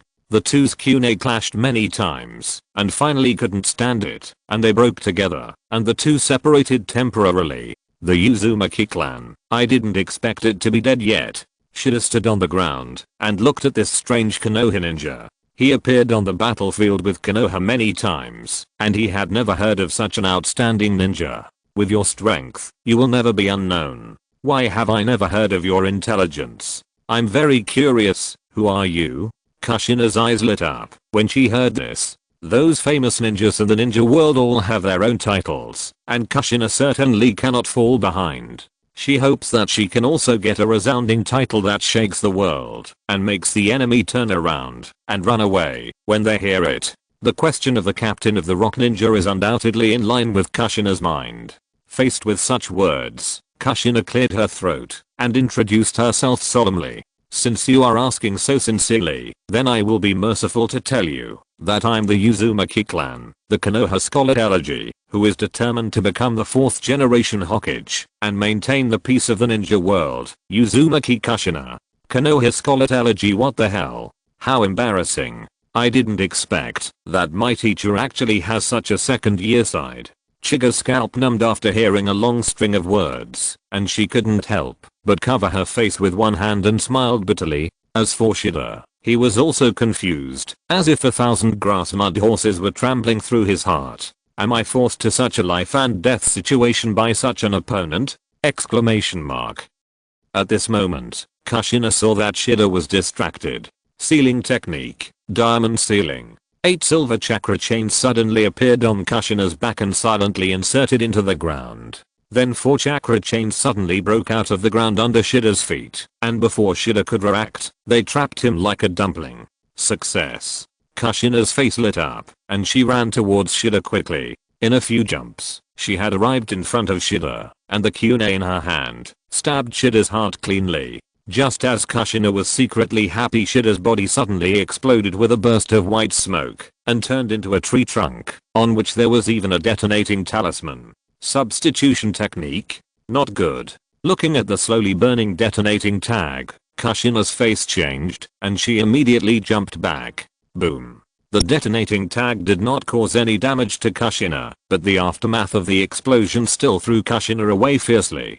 Kushina rolled on the ground for several rounds before stopping. Teacher Kushina, are you okay? I'm fine. Come behind me quickly. Kushina stood up with the help of Chiga and immediately pulled Chiga behind her. And Shida, who used the substitution technique to escape, was hiding in the hidden grass, staring at Kushina coldly. Originally, he wanted to use this substitution technique to completely leave the battlefield and retreat. As for his teammates, ninjas are people whose mission is to complete the mission. He always keeps this sentence in mind and also regards it as his own code of conduct. But in fact, when Kushina used the diamond seal, 4 chakra chains were used to deal with Shida, and the other 4 were used to seal the area. How could a Jonin like Shida destroy a barrier that was strong enough to trap the Ninetales? Shida glanced at the fight of the others. The genin who had just graduated from the ninja school had died at the hands of the other genin. The 2 subordinates who had followed him for many years were already entangled by 2 Anbu, and death was only a matter of time. The situation was over. Now he could only hide in the darkness like a poisonous snake, waiting for an opportunity to move, waiting for Kushina to reveal a flaw. He could only leave when Kushina lifted the seal on her own, or kill her. You can't escape. Kushina stood in place, with the chakra chains behind her flying all over the sky, constantly probing the nearby bushes. She didn't mind wasting time with Shida like this, even though the diamond chains consumed a lot of chakra, but her chakra was so much that it could make Shida despair. Damn it. Shida cursed inwardly, and suddenly realized that it was meaningless to hide any longer. The two Anbu would soon be able to free up their hands to come to support, and when the three Jonin surrounded them, there would really be no chance. But at this moment, his eyes suddenly lit up. Kushina didn't know his position, so she had to pay attention to her surroundings. At this moment, she was facing him sideways. Opportunity, he thought to himself, but just as he was about to rush out, Chiga, who was standing behind Kushina, suddenly pointed at his hiding place and shouted, "Teacher Kushina, he's there." Kushina believed in her disciple very much. Without any consideration, the chakra chain pierced over like an arrow from a string. Chiga's short words completely made Shida lose the initiative. Facing Kushina's full firepower, Shida could only dodge dangerously. He looked cold and murderous, and glanced at Chiga.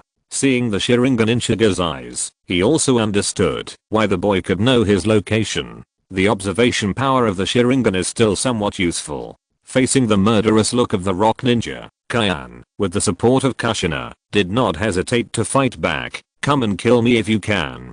Konoha is really full of talents." He gritted his teeth and said coldly to Kushina and Kyan. At such a young age, he awakened the Sharingan. No wonder he could easily kill the new generation genius of the Land of Earth by himself. "Kyan, stay away." Kushina stared at Shida with a serious face. Shida was like a trapped beast at this moment, and the danger was greatly increased. Kyan nodded.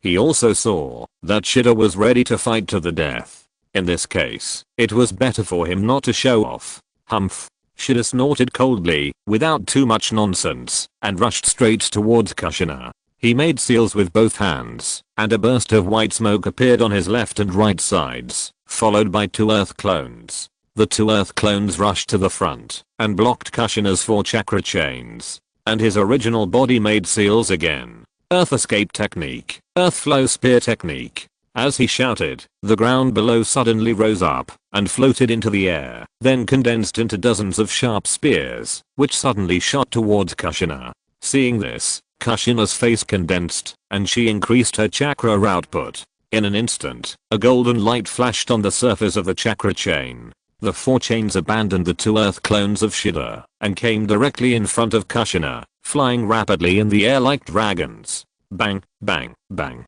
The rapidly flying earth spears were crushed to the ground like a dead tree and rotten wood under the defense that even water could not penetrate. Looking at the completely destroyed earth spears, Kushina frowned. This was easier than she had imagined. The dying struggle of a Jonin was not just this strength.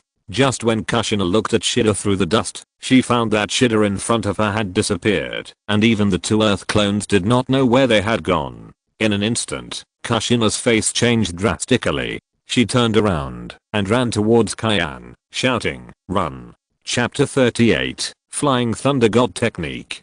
Kushina yelled at Chiga, and she ran towards Chiga without stopping. However, at this moment, 2 figures suddenly emerged from the ground, and one of them grabbed Kushina's calf tightly. Earth escape technique, beheading in the heart. Kushina was too concerned about Chiga's situation, but neglected herself. She was dragged into the ground without noticing, and only her head was exposed. However, before Kushina could break free, another earth clone used another earth escape technique. Earth escape technique, earth flow river. The mud around Kushina turned into liquid and rushed Kushina out. For a moment, the distance between Kushina and Chiga was pulled away. Damn it. Kushina just stood up, and seeing the 2 earth clones sticking to her again, she also gritted her teeth and cursed secretly. She understood that the purpose of these 2 earth clones was to entangle her and prevent her from supporting Chiga. Although these 2 earth clones could only stop her for more than 10 seconds. But this time is enough for a Jonin to kill a Jonin. Even for Chiga, Kushina didn't believe that Chiga could hold on. Chiga, who was far away, felt a strong murderous aura enveloping him after hearing Kushina's roar. He felt as if he was in the sand, and it took a lot of effort to move. This is a Jonin. Chiga sighed in his heart, the megatama in his eyes slowly turned, and the samurai sword in his hand once again burst into blue light. At this moment, Shida's figure suddenly appeared in front of him. Little ghost, go to hell. Chiga's face was shocked. Even with the blessing of the Sharingan, he could only see a residual image coming. Clang. The samurai sword and the kunai collided, and Chiga saw this, and quickly used the force to retreat, and at the same time, a sharp cry came out of his mouth. Gap. After Chiga made a cry, a group of crows appeared behind him. Led by the leading crow, Chiga's figure was enveloped by the crows. In response to this sudden situation, Shida's expression remained unchanged. He continued to move forward, and rushed into the crows without any precautions. He did not even let Chiga leave his sight. In his opinion, it was impossible to escape, and he could not kill the Jonin who called himself Konoha Scholar Elegy. In this case, let's give it a try. Killing this new generation of Konoha genius is also worthy of his identity as an Iwagakure. Step by step, nothing can stop Shida's footsteps. Go to hell, kid. Soon, Shida was in front of Chiga. The bloody marks on his face, scratched by the crows, made him look like a devil from hell, chasing his soul and taking his life. Chiga seemed to be intimidated by his momentum and stood there without moving. The kunai stabbed hard at the forehead, and Shida seemed to have seen the scene of the brain bursting. However, the reality was far from imagination. What about it? Looking at the deep pit in front of him, Shida was stunned. However, before he could find Kayan, he felt his heart tighten, and a samurai sword had pierced his heart. How did you do it? Shida widened his eyes, with a look of disbelief. Why could he disappear so quickly, and appear behind him? He could say that when he set his target on Kayan, he did not let Kayan out of his sight, and this kid had no chance to release the instant body technique and the substitute technique, let alone use the ninjutsu such as the clone technique. Karen disappeared in front of him so easily, and suddenly appeared behind him and stabbed him. Sorry, I won't tell my secret even if I'm dead. Facing Shida's doubts, Kayan did not explain. Flying Thunder God technique. Ever since he got this S-level space-time ninjutsu from Minato Namikaze, how could Kayan not try it? He had already made a kunai engraved with the Flying Thunder God technique when he was in the village. As for putting this kunai at the feet of the crow, Kayan's original purpose was to use it to escape, but he didn't expect it to have an unexpected effect. I should have opened his mouth, but could not say anything. The light in his eyes was gradually eroded by darkness, and he finally fell to the ground with confusion, without a sound. Chiga, hold on, the teacher is here. At this time, Kushina finally got rid of the Earth clone because of Shida's death, but she thought that the Earth clone disappeared because the chakra was exhausted. Chiga, looking at the dense crows without any movement, Kushina regretted it very much. Why did she try to be brave and stop this team of rock ninjas? If Chiga had any problems, she would never forgive herself in her life. In the crows, Chiga heard Kushina's urgent call and waved her hand to disperse the crows. At the same time, Chiga took a special kunai from the feet of the crow she saved and put it in her ninja tool bag.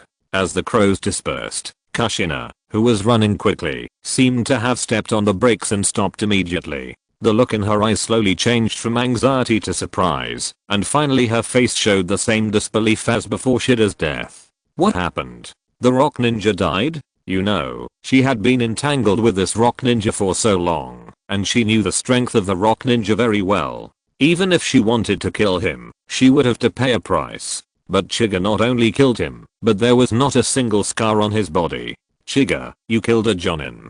Kushina looked at Chiga blankly and said. Chiga said modestly, without the consumption of teacher Kushina before, how could I have this ability? Chiga, you killed a Jonin. Kushina still said this sentence. It seems that Chiga's killing of Shida had a great impact on her. Teacher Kushina? Chiga looked at Kushina, who was in a daze, and pushed forward helplessly. Kushina woke up in shock, looked at Chiga, and burst into laughter. Ha ha ha, good job, you are worthy of being my disciple. At this time, Heihachi and Kazuma also defeated their opponents. When they saw that Shida died at the hands of Chiga, they were also shocked. How did you do it? Heihachi said to himself, and then looked at Shida's body. A samurai sword was still pierced through Shida's body, obviously a fatal blow from behind. I don't know. The crows were too dense at the time, and I couldn't see the situation inside. Kazuma shook his head. The two would not ask Chiga how to kill Shida, which is a taboo among ninjas. You two, don't tell anyone about what happened tonight. A tree that stands out in the forest will be destroyed by the wind. A slightly talented person can make Konoha and the ninja world famous. But if it is too evil, it is hard to say. The assassination forces of various countries are not a joke. She also doesn't want her disciples to fall into endless assassinations. Don't worry, Kushina, we too are better at keeping secrets than you. In response, the two Anbu nodded as a matter of course. Chapter 39 False Information. A team of Iwagakure had all died, and the next step was to clean up the battlefield. Two Anbu and Kushina went to seal the bodies of the Iwagakure, while Chiga sighed as she looked at the crows all over the ground. In just a short time, dozens of crows died. At this time, Kushina had sealed Shida's body into the scroll. She walked to Chiga and said, "Okay, don't worry too much. Crows grow very fast. As long as you feed them carefully, they will grow again soon." Chiga nodded and agreed with Kushina's statement. With the battlefield cleaned up, Chiga and Kushina also completed this sea-level mission. After returning to the village, they asked the village chief to sign the mission book to indicate that the mission had been completed, and the four of them prepared to set off back. Along the way, the smile on Kushina's face never disappeared. The four of them rushed to Konoha overnight. Because the distance was not far, the two of them arrived at the gate of Konoha at dawn. At this point, Heihachi and Kazuma, two Anbu, had finished their mission to protect Kushina, and they were ready to leave. Kazuma said, "Kushina, since we are already here, we should go to the Anbu to report the situation." Kushina nodded, and looking at Kazuma who had not yet left, and was hesitant to speak, she immediately said unhappily, "I know, I will process the battle last night, and say that I was in danger, so you two had to show up to help."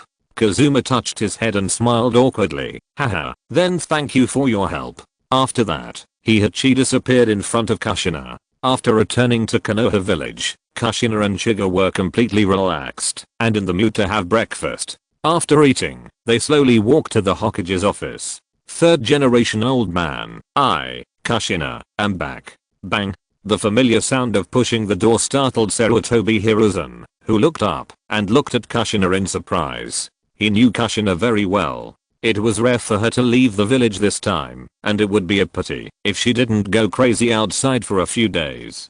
Kushina walked straight in, snatched the pipe from Sarutobi Hiruzen's hand skillfully, and said loudly, "Third generation old man, we are here to report the mission." Sarutobi Hiruzen came back to his senses, and asked in confusion, "You are back so soon?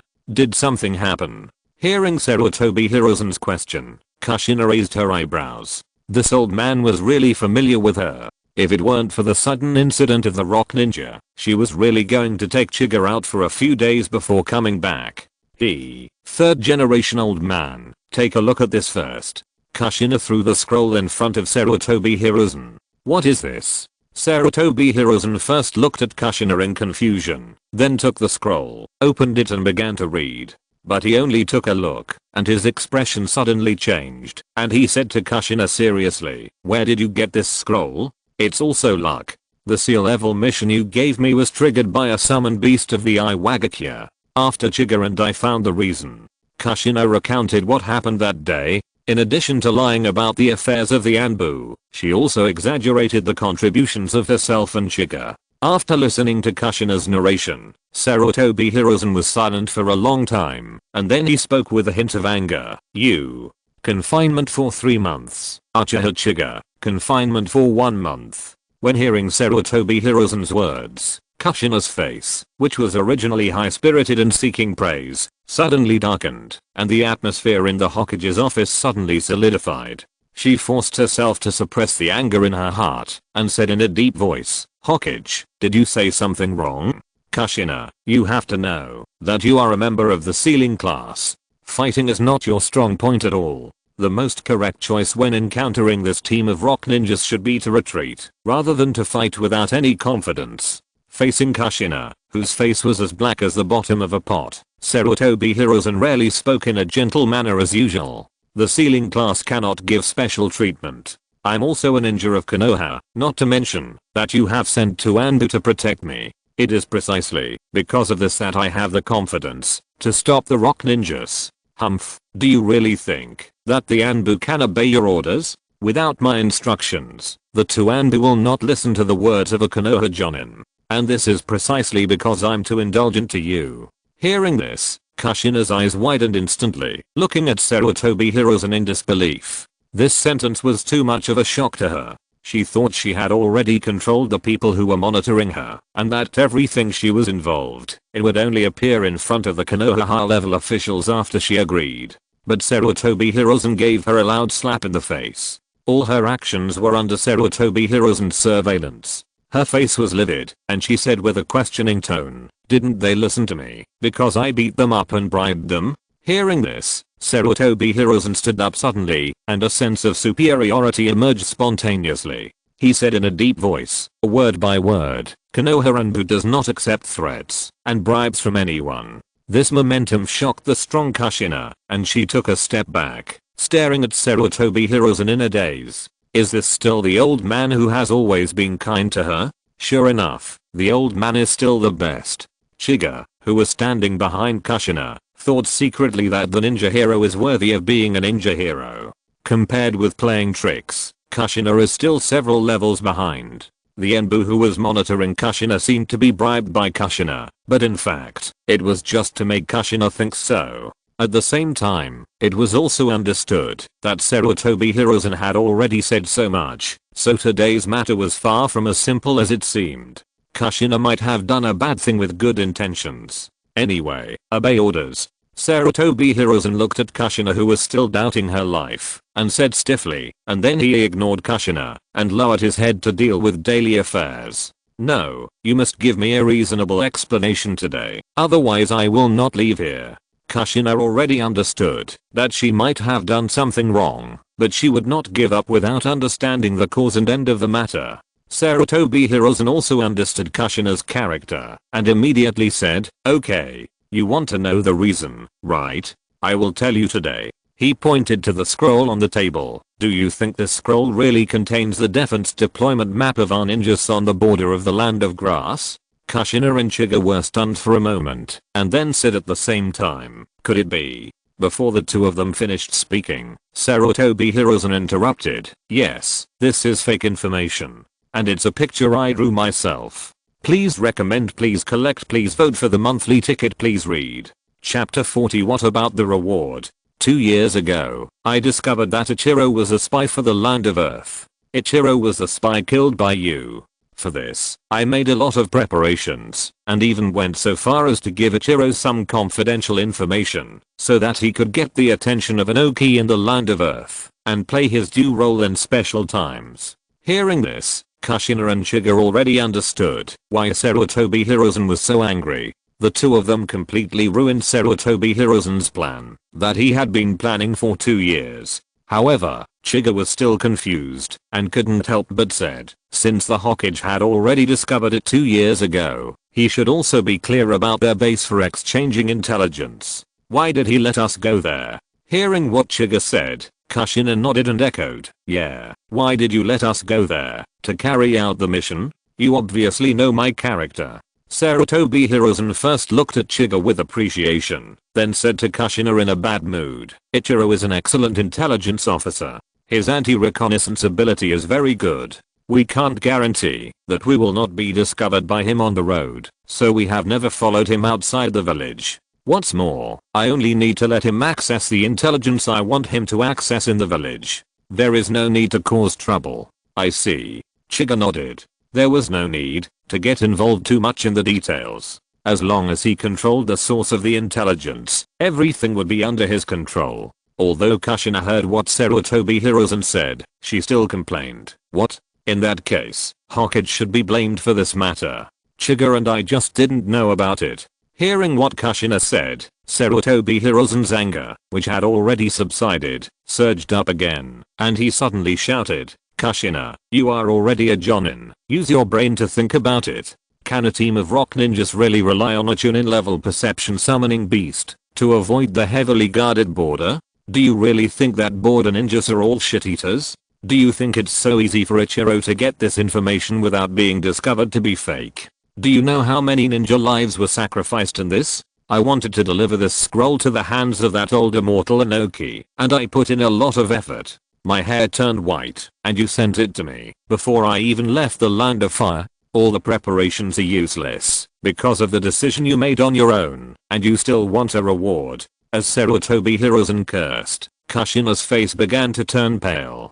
She could blame Sarutobi Hiruzen for not telling her these things, but she could not blame those ninjas who sacrificed themselves to ensure that this false information was delivered to the land of Earth. After saying so much, Sarutobi Hiruzen finally let out a sigh of relief. Looking at Kushina, who lowered her head and remained silent, he softened his tone and said, "Now I punish you with 3 months of confinement. Do you have any objections?" "Sorry, Lord Hokage." Chiga looked at Kushina, who was silent, then bowed to Sarutobi Hiruzen and said. Sarutobi Hiruzen nodded and said, "Take your teacher down. It's not your fault for this matter." Hearing this, Chiga pulled Kushina and said, "Teacher, let's go." At this moment, Kushina suddenly raised her head and walked solemnly in front of Sarutobi Hiruzen. He didn't act carelessly as before, but bowed solemnly and said, "I'm sorry, Hokage." After that, under Sarutobi Hiruzen's surprised look, he walked out of the Hokage's office with Chiga. After Kushina and Chiga left, Sarutobi Hiruzen was silent for a long time. Then he sighed and said with emotion, "It's not easy. For many years, since Kushina came to Konoha, she has never spoken to him in such a humble tone. He thought there was no hope in this life." Sarutobi Hiruzen sighed for a while, then when he saw the scroll on the table, he immediately put away his thoughts and suddenly said seriously, "Zero." A figure suddenly appeared and knelt in front of Sarutobi Hiruzen and said respectfully, "Hokage-sama." Sarutobi Hiruzen took a puff of cigarette and said in a low and slow voice, "Plan A has failed due to an accident. Start Plan B. This time, we must rule out all accidents, and the Kushina incident must not happen again.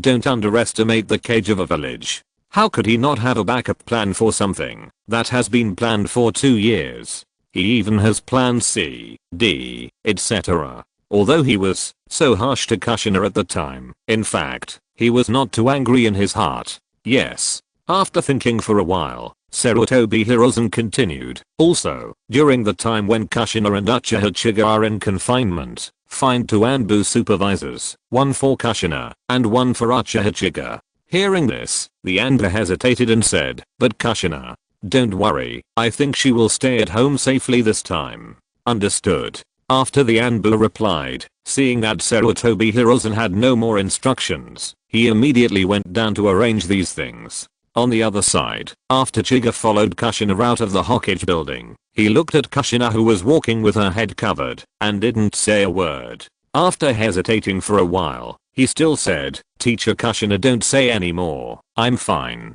Before he finished speaking, Kushina raised her hand to interrupt Chiga's words. Seeing this, Chiga looked at Kushina with a strange look in his eyes. It's not often that Kushina looks like this. It seems that this accident has made Kushina much more sensible. Originally, the fault was not his, and although Sarutobi Hiruzen seemed to be scolding them harshly, he actually did not blame them. Chiga organized his words and wanted to persuade his teacher not to take this matter too seriously. But at this moment, Kushina suddenly turned her head, clenched her fists tightly, and said angrily, "It's too abominable. Heihachi and Kazuma, I trusted them so much, but I didn't expect them to work together with the old man of the 3rd generation to deceive me." Chiga rolled his eyes and almost awakened the Hyuga clan's white eyes. "That's right, we must teach them a lesson." However, seeing Kushina return to normal, Chiga was relieved and immediately agreed angrily, and then changed the subject. "Teacher Kushina, our sea level mission is considered completed, right?" "Of course." Kushina looked at Chiga in confusion, not understanding why Chiga suddenly asked this question. Kion asked bluntly, "What about the reward?" Kushina was stunned. It seemed that at that time, she was only thinking about how much credit she could get by stopping the rock ninja, but she forgot the reason why she went out. Chapter 41. I'm the Hokage's assistant. Now that you mention it, I just remembered that we are on a mission. Since the mission is completed, there is no reason not to pay us. Damn it, this old man is not reluctant to part with this little money and rushed us out. No, I have to go back and get my reward back. With that, Kushina was about to go back to find Sarutobi Hiruzen. Chiga hurriedly grabbed the impulsive Kushina and said, "Teacher, let's go after we are punished. The Hokage should be angry now. If we do something else, it will be difficult to deal with him for a few more months to get revenge." Hearing what Chiga said, Kushina thought for a while and felt that it made sense. "You are right. When I come out after 3 months, don't think about less than 100,000 ryo." She looked up at the location of the Hokage's office fiercely and temporarily gave up the idea of looking for Sarutobi Hiruzen now. "By the way, where should we go for confinement?" Kyan asked in confusion when he thought about the next month of confinement. He had only heard of a prison in the village, but had never heard of a confinement room. "It can't be there, it's just at home, and someone will deliver the food. But then again, I haven't been in confinement for a long time. I suddenly miss it a little." Kushina suddenly chuckled, as if she remembered some funny things in the past. Speaking of confinement, Kushina has much more experience. After all, she had caused too much trouble in the past. When she became the Ninetales Jinchuriki, she was taken care of by Grandma Mito in Konoha, and no one dared to do anything to her. Even Sarutobi Hiruzen had to give face to Grandma Mito. After becoming the Ninetales Jinchuriki, she was treated like a treasure, and her freedom could only be restricted if she made a mistake. Not to mention, for Kushina, who was used to being free and unrestrained, this punishment was much more severe. But this trick was only used when Kushina was still a genin and chunin. When Kushina's strength rose to jonin, the word confinement was no longer in name only for her. Who can confine a jonin to his home without causing any harm to her? Therefore, Sarutobi Hiruzen no longer used this person to deal with Kushina and could only let her do whatever she wants in Konoha. But this time, Kushina was ready to stay at home for 3 months honestly. She was willing to accept the punishment this time. While the two were waiting, a strange sound of footsteps mixed with the sound of wooden sticks knocking came over. Chiga and Kushina turned their heads in confusion and saw that it was Shimura Danzō. Shimura Danzō squinted his eyes at this moment without even looking at Kushina.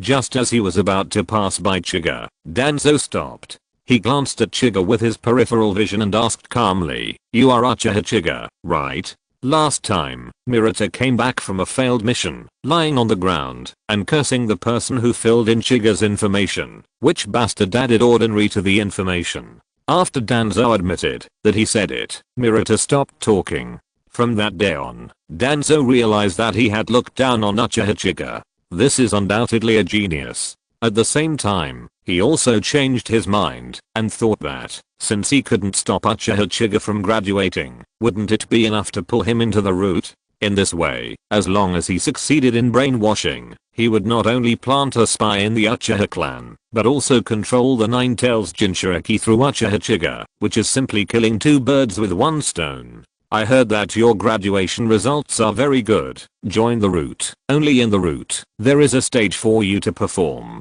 Shimura Danzō looked at Chiga and tried to show a kind look on his face, but it was really not easy for him to look like this. In Chiga's opinion, it was even more weird. Before Chiga could reply, Kushina had already stopped in front of Chiga. She said to Shimura Danzō, "Sorry, Chiga is an important member of my team and will not join the route. Humph, the personnel transfer in Konoha village is not decided by you, a jonin." Shimura Danzō glanced at Kushina. He didn't like this Ninetales Jinchuriki very much. Faced with Danzō's invitation, Chiga would certainly not agree, but now it can't be too awkward. After thinking about it, I have never met Danzō. So, Chiga asked, "Well, excuse me, who are you?" Shimura Danzō's originally kind face completely gloomy. "That's it. Everyone in the village, including children, knows the 3rd Hokage Sarutobi Hiruzen, but they have no impression of him as the assistant Hokage. All the honors were taken by Sarutobi Hiruzen, but he was left to be ignored. Even today when he was walking on the street, there were kind-hearted teenagers who thought he was just an old man with a crutch and wanted to help him cross the street. If I remember correctly, that teenager seemed to be from the Uchiha clan too. Humph, damn Uchiha clan, do I look so weak in your eyes?" Negative emotions from Shimura Danzō. Emotion value plus 50. First time to obtain Shimura Danzō's emotion value. Reward wind attribute experience plus 3000. Chiga's face was full of question marks. This old coin was sick. He was upset with such a polite greeting. My girlfriend is not as difficult to please as you. Shimura Danzō's anger came and went quickly. However, he needed to think carefully before answering Chiga's question. Hokage assistant, Konoha root leader, second generation Hokage's personal disciple, Konoha's successor to the Will of Fire. Each title can make the young man in front of him tremble and bow down. But I still have to choose the one I like best. Danzō Shimura walked forward slowly, and under the puzzled gazes of Chiga and Kushina, he walked to the bottom of the four big characters Hokage building. His face straightened, holding the cane with both hands, and said to Chiga in a deep voice, I'm the Hokage. At this moment, Danzō Shimura felt that he had finally reached the pinnacle of his life. It was a long cherished wish for many years. It was actually realized in front of this young man. Although, perhaps, it was only a few seconds, it was enough to make him savor it for many years. Chiga was really shocked when he heard it. However, before Chiga could tremble a second or third time and bow down, Sarutobi Hiruzen, who was tired of sitting upstairs, had already come down and was ready to take a walk. Unexpectedly, he saw his friend announcing that he was a Hokage. He almost thought that Danzō was going to launch a coup. Sarutobi Hiruzen took a long puff of cigarette, then exhaled for a while to calm himself down, and then he said, Hokage what? Shimura Danzō, who was still immersed in fantasy, trembled, and his energy and spirit suddenly drained away. He said in a muffled voice, assist. If you're listening to this novel on a channel other than Fanfic World, it means they downloaded and uploaded it without effort. We cordially invite you to visit our channel, Mundo Fanfic Novelos. There you'll find the original version of this story and you can explore many other novels of various genres. We're waiting for you to immerse yourself in a world of incredible novels. Chapter 42. Elderly people must obey their rage. In Sarutobi Hiruzen's meaningful eyes, Shimura Danzō had a blank expression. Just kidding. He was upright and proper, and the only reason he paused when he spoke was because he took a breath. Hokage-sama, Danzō-sama wants to transfer Chiga to the root. Kushina seemed very happy about Sarutobi Hiruzen's appearance. In Konoha village, Shimura Danzō was the most difficult to get along with, and only Sarutobi Hiruzen could suppress him. Sarutobi, you know, this boy is very talented. It's a waste to leave him with Kushina. Joining the root and letting me train him will not only bring an elite John into Konoha in the future, but also better protect him. Danzō didn't continue talking, but just stared at Sarutobi Hiruzen. Sarutobi Hiruzen certainly understood what Danzō didn't finish saying, which was to say that he wanted to better protect the Ninetales Jinchuriki. But are you sure that's protection, not control? Sarutobi Hiruzen always knew that Danzō coveted the position of Hokage. That was an obsession that came from a choice. Sarutobi Hiruzen could understand and tolerate it. But when it comes to the Ninetales Jinchuriki, Sarutobi Hiruzen cannot let Danzō have any chance to intervene. Sarutobi Hiruzen shook his head and said, no need, I believe Kushina can teach Chiga well. Just as Danzō was about to continue speaking, two Anbu came behind Sarutobi Hiruzen. Okay, Danzō, you didn't come to the Hokage building today to snatch people from Kushina, did you? Come in with me if you have anything to say.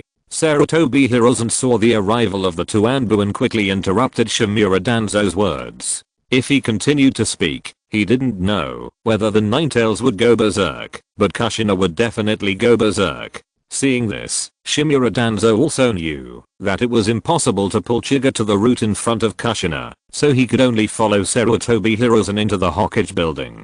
But before entering the Hokage building, he still turned his head and looked at Chiga with a look of determination in his eyes. Stay away from this person in the future. His root is very violent. After seeing the two people leave, Kushina ignored the two Anbu behind her and said directly to Chiga, I know, Kushina-sensei. Chiga nodded, but felt that it was not that simple. According to the order of the Hokage building, Kushina, you will be monitored by two Anbu at home, and your disciple will also be monitored by an Anbu in his own home. The leading Anbu stepped forward and said to Kushina in a deep voice, Please cooperate with our work.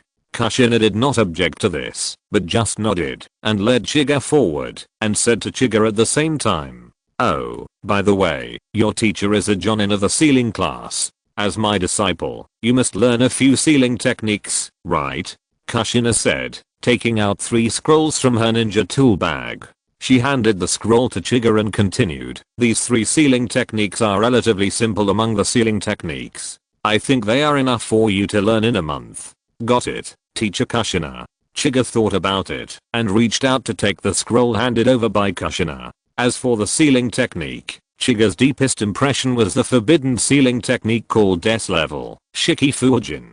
But the most embarrassing one was Shikifujin. It was said at the beginning that the souls of the sealed person and the caster would hate and fight each other forever in the belly of the god of death, and they would never be reborn. It's really scary to say, but in the end, during the 4th Ninja World War, Orochimaru cut the kidneys of the god of death and released all the souls. At the same time, this is also one of the most shameless gods of death. Of course, the sealing technique also has its merits. When using the sealing technique to deal with some people who can't be killed, or ninjutsu that can't be eliminated, it can be effectively sealed up, and it still has practical significance. Seeing Chiga reaching out his hand, Kushina said again, "While there is still some time, I will tell you about these 3 sealing ninjutsu." The 3 sealing ninjutsu Kushina gave Chiga were not too difficult. The first one is the contract seal. Before, your rock ninja opponent summoned a Chunin level summoned beast. When you can't deal with a summoned beast with thick skin and flesh like this, you can use the contract seal to remove it.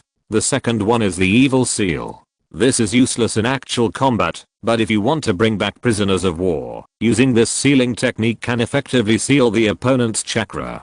The third one is the 2-element seal. This sealing technique is a simplified version of the 4-element seal, but it is still quite difficult. While the two were talking, they had already arrived near the ninja school. At this moment, the ninja school had already started classes, and the two were about to say goodbye.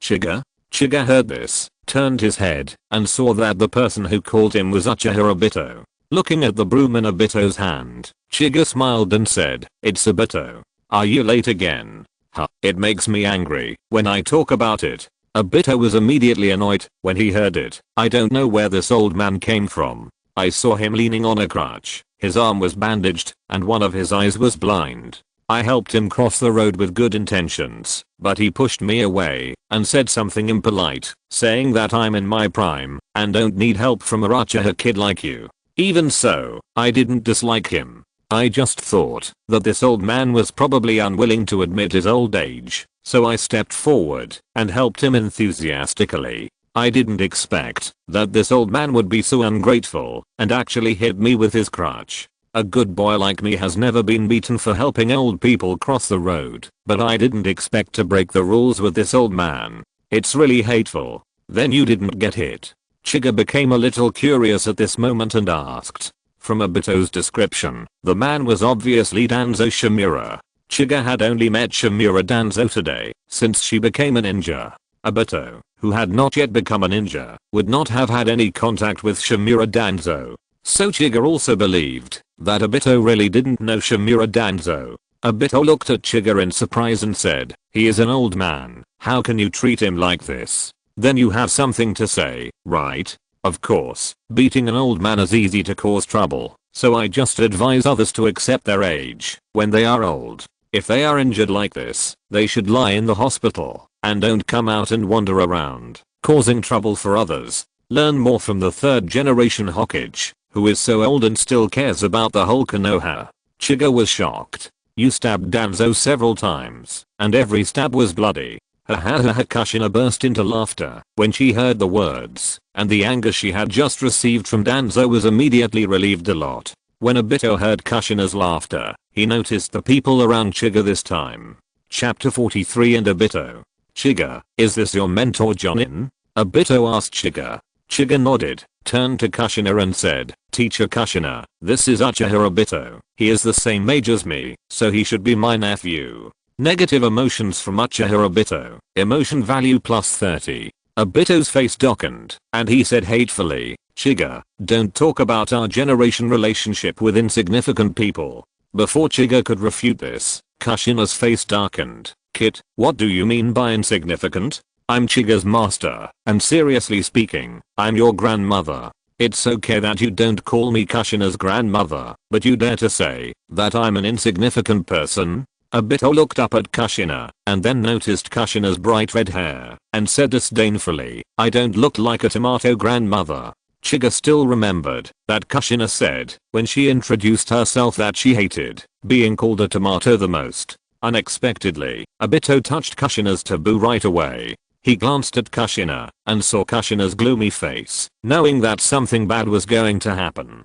Perhaps it was because Obito had confronted Shimura Danzō before without knowing it that Kushina still had a good impression of Obito. So Kushina didn't do it right away, but puffed up her cheeks and warned, little brat, this is the first time I think you are offended, and I won't bother with you if you say I look like a tomato again. Hahaha, I can't take it anymore. Before Kushina finished her words, Obito pointed at Kushina with one hand, covered his stomach with one hand and laughed. Chiga, your teacher looks more like a tomato now. Kushina was silent for a while, and suddenly a red aura emanated from her body. The bright red hair behind her moved without wind, like the nine tails of the nine tails, dancing wildly in the air. Chiga had already noticed Kushina's different aura, and immediately stepped back a few steps, and even the two Anbu following Chiga and Kushina did the same. The three looked at each other. This position was not safe enough, and continued to step back. And Obito finally reacted. The tomato opposite looked like it was about to explode on the spot. Kanhi. Obito turned around and wanted to ask Kanhi for help, but seeing that Kanhi had retreated 10 meters away, his eyes suddenly turned white, and he pointed at Kanhi and shouted angrily, didn't you say you are my uncle? Why did you run so far when you were in danger? Come up and help me stop this crazy woman. Negative emotions from Uchiha Obito. Emotion value plus 80. Obito, you have never admitted that I'm your uncle, so please, take care. Kanhi looked at Obito with pity. Tomato. I'll give you a tomato. If I don't beat you like a tomato today, I'm not Uzumaki Kushina. Kushina grabbed Obito, raised her head and slapped him repeatedly, leaving Obito with a confused look. Beating. Teacher Liangai, your obedient and cute student was beaten. Come. Kanhi, I recognize you. Come and control your teacher, she will kill me. I have appeared early in the morning, but when I heard the soil asking for help, there was no idea of going forward to stop. Simana had such a big fire, and it seemed that the word tomatoes were not stimulated. HMPH, you're lucky that you vented my anger before, otherwise I would have beaten you to death. Kushina was quite sensible, and just beat Obito simply, not to death. She clapped her hands in comfort, and returned to the appearance of the big sister next door, and smiled at Chiga. Okay, Chiga, let's say goodbye here. You must practice the sealing technique I gave you well. Don't be lazy. I will test you when I end the confinement. Got it, Teacher Kushina. Chiga opened his eyes carefully, and saw that Kushina had left, and then he looked at Obito. TSK. Several of his front teeth have fallen out, his face is swollen like a bun, and the big bumps on his forehead are stacked, not much different from a Buddha statue. With this appearance, if Chiga didn't know in advance that the person in front of him was Obito, she really wouldn't recognize him. Looking at Obito lying dead, Chiga didn't care much. Who made him so brave? Moreover, according to the original plot, Kushina can be regarded as Obito's master's wife, and she was pretty good to Obito. But even so, the blackened Obito still killed Kushina with his own hands. For this reason, it is not too much to let Kushina beat her up. Chiga returned to her home. The Enbu stood at the door of Chiga's house as a decoration, except for explaining to Chiga the precautions of confinement and things not to violate. Chiga first came to the yard and took out a sealing scroll. Release. Suddenly, hundreds of crows sealed in the scroll flew out, and the leader was the crow that Chiga saved. In that small village, Chiga also brought all the crows over. After circling in the air for a while, the crows, led by the leading crow, fell into the courtyard one after another. The leading crow fell on Chiga's shoulder. After seeing this crow sticking to him so much, Kyan smiled and asked, do you want to give you a name? Gat. Then call you. Gat. Hearing the joy in the call, Kyan smiled slightly and then put the mark of the Uchiha clan under the feet of each crow. Although crows are a symbol of good luck in daily life, Kyan was afraid that someone would find the sudden increase of hundreds of crows noisy and clean them up. So he left a mark to indicate that someone adopted them. Go, Yeo, find a home for your tribe nearby. Kyan gently patted Yeo on his shoulder and said, "Gal." Yeo heard the words and flew high. After circling in the air, he made a loud call. Gal. In an instant, hundreds of crows spread their wings collectively and followed Yeo to fly into a forest. As the crows flew away, Kyan also walked into his room, which meant that Kyan's 1-month confinement career officially began. Chapter 44. End of confinement. 1 month later. Uchiha Chiga, your confinement is over. The Enbu said to Chiga and left in an instant. Chiga, who was in the room, heard this and showed a look of joy on his originally irritable face. He overestimated himself. He thought that he, who was a homebody in his previous life, could easily survive a month of confinement. A world without mobile phones and computers is really boring. This month, he was not allowed to go out, communicate with others, or be visited by others. He was completely alone. If it weren't for the 3 sealing ninjutsu given by Kushina, Chiga really couldn't stand it. It seems that Kushina still has experience in confinement. Obviously, she wanted this, so she gave Chiga 3 sealing ninjutsu before leaving, so that Chiga could immerse himself in learning ninjutsu and forget the boredom of confinement. Chiga pushed open the door, looked up at the bright sky, and his mood suddenly improved. When Chiga was about to go out for a walk, Shisu came over from a distance. After seeing Chiga, he immediately trotted to Chiga's side. "Uncle, your confinement is over." It's Shisu. Seeing that the person coming was Shisu, Chiga's face also showed a look of relief. He was able to visit him as soon as his confinement was over. This nephew is good. Unlike Obito, after knowing that he was in confinement, he made a big fuss and made the whole ninja school know about it. He also brought Asuma and Hang to mock him. If it weren't for the Anbu stopping him, he really wanted to go out and beat him up. Chiga asked, "Aren't you going to school at the ninja school today? Because there will be a practical test in 2 days. The teacher allowed us to rest for 2 days." Shisu said. Chiga felt a little familiar when he heard it. Isn't this the way that teacher Ioichi took the test when he first came? Shisu, Uncle, I understand. It's intelligence gathering. Don't worry, I already know all the information about the opponent. Chiga. Shisu interrupted before he finished speaking. Seeing that Shisu understood, Chiga didn't say much. In fact, what Chiga wanted to say was, "Stop collecting intelligence. Your class together is not enough for you to beat alone." At the beginning of the school year, Chiga had already observed the ninja school students in Shisu's class, and he didn't know any of them. They were all trash. Although Chiga's thoughts were a bit exaggerated, with Shisu's talent, as long as he can close the gap with those trash in another 2 years, he can really kill every one of them with one sword. Chiga then asked, "So what are your plans for today?" "I plan to go to the river, where we often go to practice shuriken throwing." Shisu replied, and then looked at Chiga with expectant eyes and asked, "Uncle, are you free to practice with me today?" Chiga thought about it. Since he became a genin, he followed Kushina to do D-level tasks at the beginning, and then he was put in confinement. It has been a long time since he practiced with Shisu, and it will take 2 months for Kushina teacher to be unsealed, and he can't accept tasks alone. Even if he can accept tasks, it is estimated that they are D-level tasks such as taking care of children and picking up garbage. So when he saw Shisu's expectant eyes, Kyan said very straightforwardly, "Okay, I have nothing to do. My mentor needs to be detained for 2 months. I guess there are no tasks to do recently." Shisu's eyes lit up immediately. "So, Uncle will accompany me to practice for these 2 months?" "About the same." Kyan nodded. Shisu heard this, with a hint of joy in his tone, and said, "In that case, Uncle, let's go. It's just right. I also want to see how much you have grown since you went to the ninja school." Seeing Shisu's eagerness, Kyan also laughed. After staying in the room for a month, his body was almost rusty, and it was just right to move around with Shisu. The two came to the familiar river and stood opposite each other. "Uncle, let's practice shuriken for a while."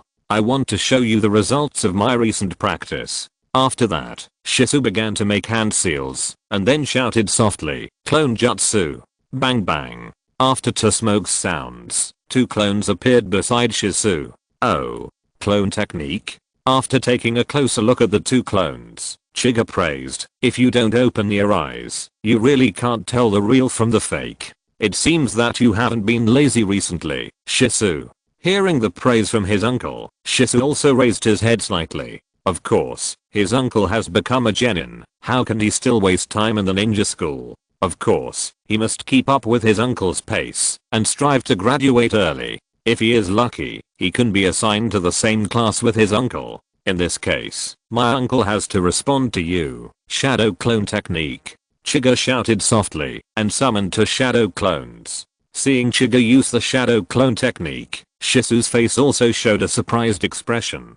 The difficulty of practicing this ninjutsu is at B level. More importantly, although the shadow clone technique is a weakened version of the multiple shadow clone technique, it also has requirements for the amount of chakra. Shisu himself is stuck on the amount of chakra and dare not practice this ninjutsu. Moreover, he himself estimated that if he wanted to practice this ninjutsu, it would take at least 2 years. But he didn't expect that his uncle not only practiced it, but also used it very skillfully. Shisu, uncle will tell you a truth first. Ninjas cannot be distracted in the slightest after entering a battle. Chiga said as he directed his shadow clones to rush towards Shisu. There was no need to entangle too much. The shadow clones chopped down all of Shisu's clones one by one. Chiga himself came behind Shisu with a flash body technique, and the samurai sword was placed on Shisu's neck. Chiga chuckled and said, "You are distracted, Shisu." Shisu, uncle, your response is a bit too much. Clone against shadow clone, isn't this just asking for trouble? Shisu was a little disappointed. He didn't expect that after 2 months, he went to the ninja school, but the gap between him and his uncle became even bigger. The most important thing is that there are a lot of things to learn in the ninja school, and there is little practical teaching for freshmen when they enter school. Most of them are theoretical and ideological education. Shisu is a very serious person and cannot skip classes. Therefore, his training progress is a little slower than when he was not in school. Humph. It is better not to go to this ninja school. Okay, you are still young, isn't it normal to have a gap with me? Chiga also comforted Shisu. Shisu pursed his lips and wanted to say something, but was interrupted by a cry before he opened his mouth. Gap. Chiga and Shisu looked up and saw Crow Feather flying over. Apparently Crow Feather, who was playing outside, noticed that Chiga left the room, so he came to look for him. PS. Sorry, I have something to do today, so I'm a little late. Chapter 45. Crow Feather fell from the air and stood on Kaien's shoulder. Kaien felt a little uncomfortable under Crow Feather's claws, turned his head, and saw that Crow Feather was holding a Konoha forehead protector. Which unlucky guy did you steal it from? Kaien patted Crow Feather's body gently, with a hint of pampering in his tone. Gap. Crow Feather shook his head and then called out. Kaien had been in contact with Crow Feather for a month, and he also understood Crow Feather's call a little, and asked, "It's not stolen, it's robbed." Gap. Crow Feather saw that Kaien understood what he meant, and immediately called out proudly, "When did you become so capable that you can snatch a Konoha forehead protector from a ninja?" Kaien looked at Crow Feather in surprise. Although Crow Feather was much stronger than an ordinary crow, there was still a gap between him and a ninja. Gap. Crow Feather shook his head again, but the call was a bit complicated, and Kaien couldn't understand it for a while. Could it be that some kid made a ninja forehead protector for nothing and pretended to be a ninja, and you found him and stole it? Huh? No. Watching the interaction between the two, Shisu's original disappointed expression because of being killed instantly by Chiga was swept away, and he stared at Yeu. Shisu asked, "Uncle, is this crow yours?" "Yes." Chiga said to Shisu, "It's called Yeu. I met it when I was on a mission last time." Shisu approached curiously and observed the crow's feather on Chiga's shoulder. The shiny feathers that could glow fully showed that the crow in front of him was in good condition. There was a hint of agility in the dark eyes, and it seemed that the intelligence was not bad. Yeu was slightly disgusted by Shisu's approach and turned around directly, pointing his butt at Shizu. This action did not disappoint Shizu, but made him even happier. If you like crows, I will bring back hundreds of them, and you can choose, but Yeo is not good, it is more intimate with me. Seeing that Shizu loved crows so much, Chiga also smiled and said, so the reason why there are so many crows in our clan recently is that they belong to my uncle. Upon hearing this, Shizu suddenly realized that he had been saying that there was an inexplicable group of crows in the Uchiha clan during this period. It turned out that they belonged to my uncle. He had originally thought of finding the nests of these crows when he had time, but now it seems that there is no need. Uncle, is this okay? Shizu asked. He knew that Chiga must not bring back crows as pets, but to increase their combat power by numbers. So he was afraid that Chiga loved him so much that she gave them to him reluctantly. It's okay, just a few crows, but you need to train them yourself. Chiga waved his hand indifferently. Since coming to Konoha village, there are no large bird creatures around, which is equivalent to no natural enemies. The crows live very well and have more nightlife. Chiga thinks that a large number of crows will hatch soon. Damn crow, give me back my forehead protector. Chiga originally wanted Crow Feather to take him and Shizu to see the crow's nest, but before he could open his mouth, he heard a voice coming. It seemed that the creature whose Konoha forehead protector was robbed by Crow Feather came looking for him. Chiga thought it was some kid because of the childish voice, but when he turned around, he saw it was a puppy. It was understandable why Crow Feather was able to snatch the Konoha forehead protector. Damn crow, I will teach you a lesson when I grow up. The puppy ran to Chiga's feet, ignoring Chiga, the crow's master, and just yelled at Crow Feather.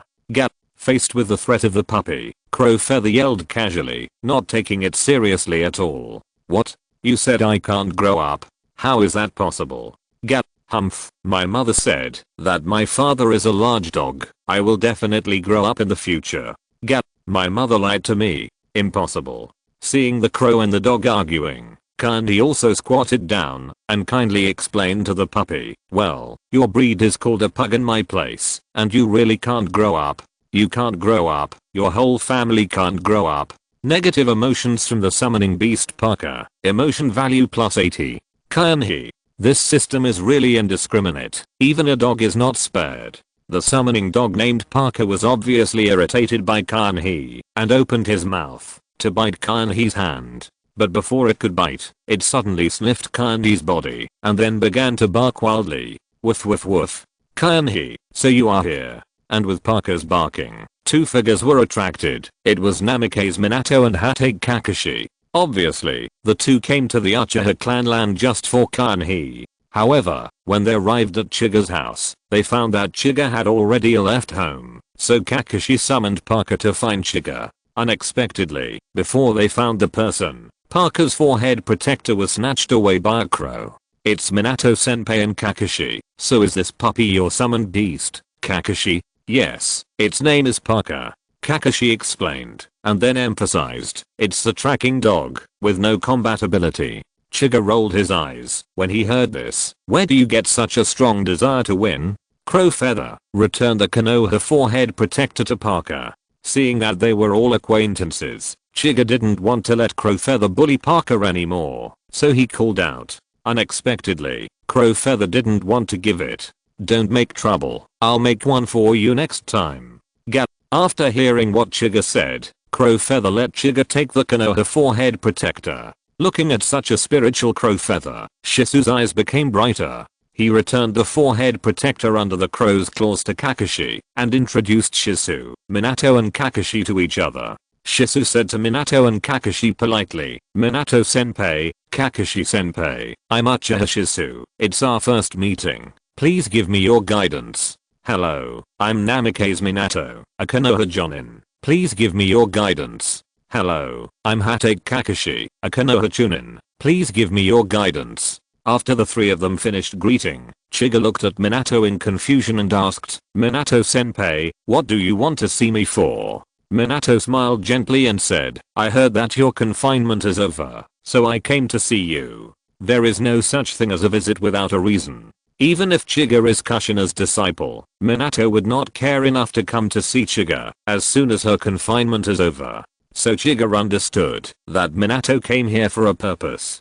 Kushina is still in confinement, so Chiga, you don't have a team at the moment, right? Seeing Chiga staring at him without saying anything, Minato could only smile awkwardly and told him the reason for his visit. Chiga suddenly realized, scratched his head, and said, Minato-senpai, do you want me to join your team? Is this in accordance with the rules? Shisu's face was unhappy, and the curious look he originally gave Minato and Kakashi became a little hostile. Chapter 46 Kakashi, I'm not here to avenge the dog. Seeing that Chiga didn't refuse right away, Minato knew there was a chance, and immediately replied, don't worry, it's just a temporary secondment, there's no problem, and there are only Kakashi and I in Minato's team now, and we urgently need to add more people. I think the Hokage will not refuse you to join. Seeing Minato say this, Chiga lowered his head slightly, neither nodded nor refused, but thought for a while in his heart. He really needs to find an opportunity to get in touch with Minato more. You know, his Flying Thunder God technique is considered to be uncopyrighted. Although this is equivalent to a trump card and will not be used easily, who knows what unexpected events will happen on the battlefield. If the Flying Thunder God technique is exposed to the Konoha ninja, severe torture plus a one-stop service of Yamanaka secret techniques will not be able to escape. Not to mention Kushina, even Jesus can't save it. Of course, legalizing the Flying Thunder God technique is not the main reason for Chiga and Minato to get in touch more. After all, Minato exchanged the Flying Thunder God technique from the Konoha Ninja Village, and I think there is a confidentiality agreement with the Konoha Ninja Village, and it will not be easily spread. Chiga even suspected that there might be a curse seal on Minato, and that as long as he spoke the Flying Thunder God technique, he would be killed. His main purpose was to follow Minato and learn more about Minato's use of the Flying Thunder God technique on the battlefield. The Flying Thunder God technique is an S-level ninjutsu, a space-time ninjutsu. Although the training is very difficult, Chiga doesn't believe that Minato is the only one who has learned the Flying Thunder God technique since the second Hokage developed it. There must be other people who have practiced it, but only Minato has mastered the Flying Thunder God technique to perfection. Of course, it cannot be denied that the Flying Thunder God technique is powerful, and it can be said that he and Minato have achieved mutual success. In that case, I'll join. Senior Minato, please give me more guidance in the next 2 months. After thinking for a moment, Chiga directly agreed to Minato's request. Uncle. Shisu called Chiga when he saw this, with reluctance in his words.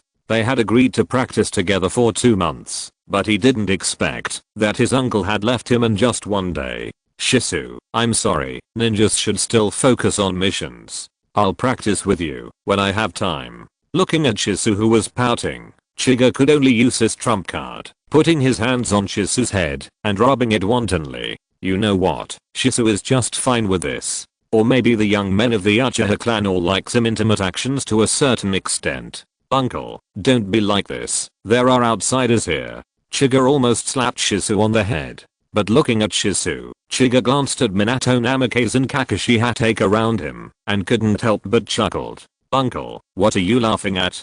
Shisu asked in confusion. Minato and Kakashi also looked at Chiga in confusion. Chiga shook his head, and smiled without saying anything. What should he say? Could it be that the 3 most talented people in Konoha village and even the entire ninja world have gathered together? As for why he was not included, that was of course, he was a cheater, not a genius. Seeing that Chiga didn't say anything, no one asked any more questions, and thought that Chiga was crazy. At this time, Kakashi walked slowly to the opposite side of Chiga. He had already taken out the 1 million Ryo short sword that Asuma gave him. Chiga saw it, and immediately understood it. He asked Minato helplessly, Minato-senpai, you are not going to test our strength again, are you? Minato touched his head awkwardly, and said with a smile, there is no way. After all, we are partners who depend on each other for life and death. We should have a general understanding of each other's strength. Really just understanding?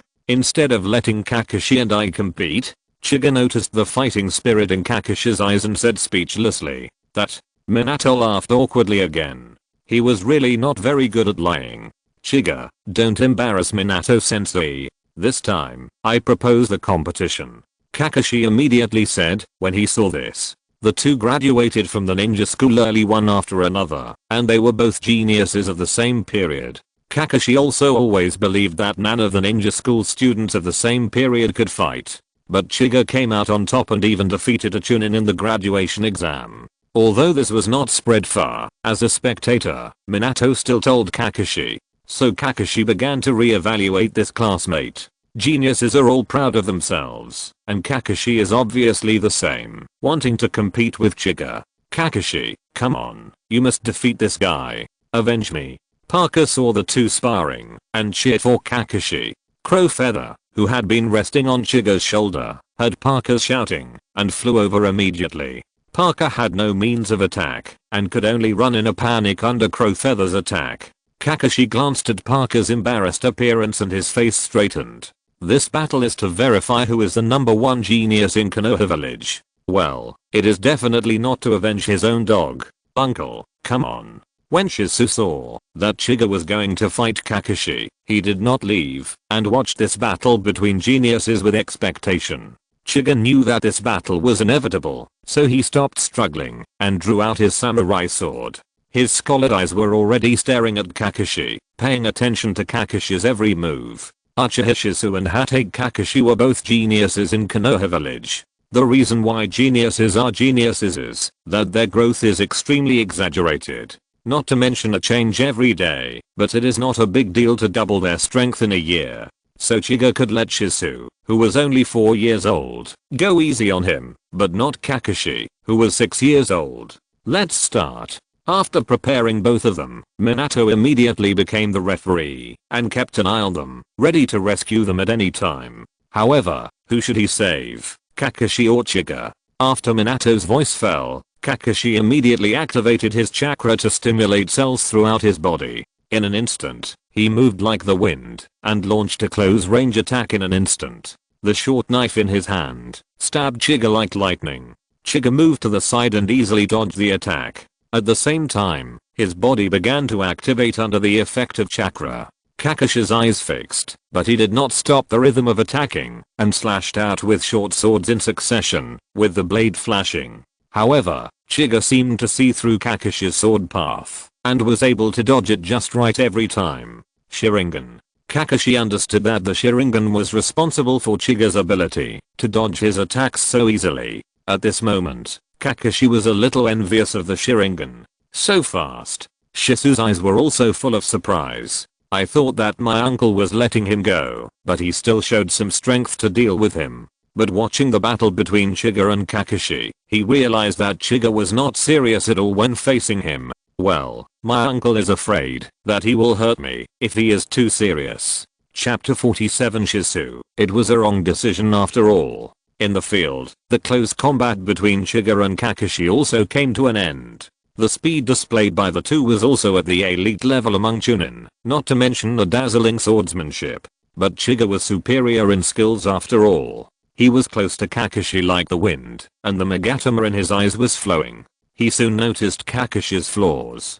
Seizing the opportunity, Chiga held the knife with both hands and slashed at Kakashi's waist. Kakashi did not expect Chiga to be so fast, so he could only defend hastily and subconsciously block the short knife in front of his chest. Clang. After a crisp metallic sound, Kakashi blocked Chiga's attack in a panic, but he did not expect that Chiga's knife would be so powerful. The pain in the palm of his right hand made him lose control of the short knife for a while. Kakashi, who lost his weapon, did not panic. While retreating, he took out a few shurikens from his ninja bag and threw them at Chiga to buy himself time. At the same time, he quickly formed seals with both hands, as if he wanted to decide the outcome through ninjutsu. Facing the flying shuriken, Chiga had no intention of dodging. Seeing the right moment, he slashed the katana in the air and accurately cut all the shurikens to the ground. Kakashi, you're fast enough in making hand seals. Then, he also noticed that Kakashi was making hand seals to release ninjutsu, and he couldn't help but exclaimed. The speed of making hand seals is worthy of Kakashi, who has been single for 6 years. Could it be the effect of the book he gave? But ninjutsu is not just about speed. Chiga put his hands together, gathered the chakra in his body, and shouted softly, "Fire style, great fireball jutsu." In an instant, a ball of flame spewed out of Chiga's mouth, forming a fireball and attacking Kakashi. Kakashi, who was making hand seals. Minato and Shizu, who were watching. Negative emotions from Hatake Kakashi. Emotion value plus 50. Negative emotions from Uchiha Shizu. Emotion value plus 10. Negative emotions from Namikaze Minato. Emotion value plus 10. Do you want to hear what he said? I thought Chiga said this to compete in the power of ninjutsu, but I didn't expect Chiga to use the simplified seal fire escape. Kakashi looked at the huge fireball with a confused face. The scorching flames even scorched a lot of his white hair. What kind of seal is this? At this moment, Minato suddenly appeared in front of Kakashi. He stood between the fireball and Kakashi, holding a kunai, and slashing at the fireball. The fireball was split in half, and dissipated in the air.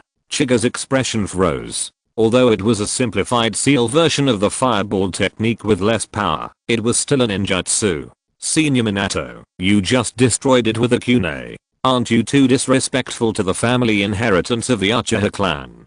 Okay, Chiga, I have a general understanding of your strength. Let's stop here, Minato said when he saw that neither of them had any intention of fighting again. As for the result of the competition, everyone knew it. Kakashi knew that he had lost, and he lost to Chiga in all aspects. He was defeated in both physical and ninjutsu, not to mention illusion. With the Sharingan, Kakashi didn't need to seek abuse, but he didn't get discouraged. His father said that the family's inherited ninjutsu had not been taught to him yet. It was said that it was called the 1,000 years of killing or something. His father was famous in the ninja world for this. Minato senpai, how did you show up?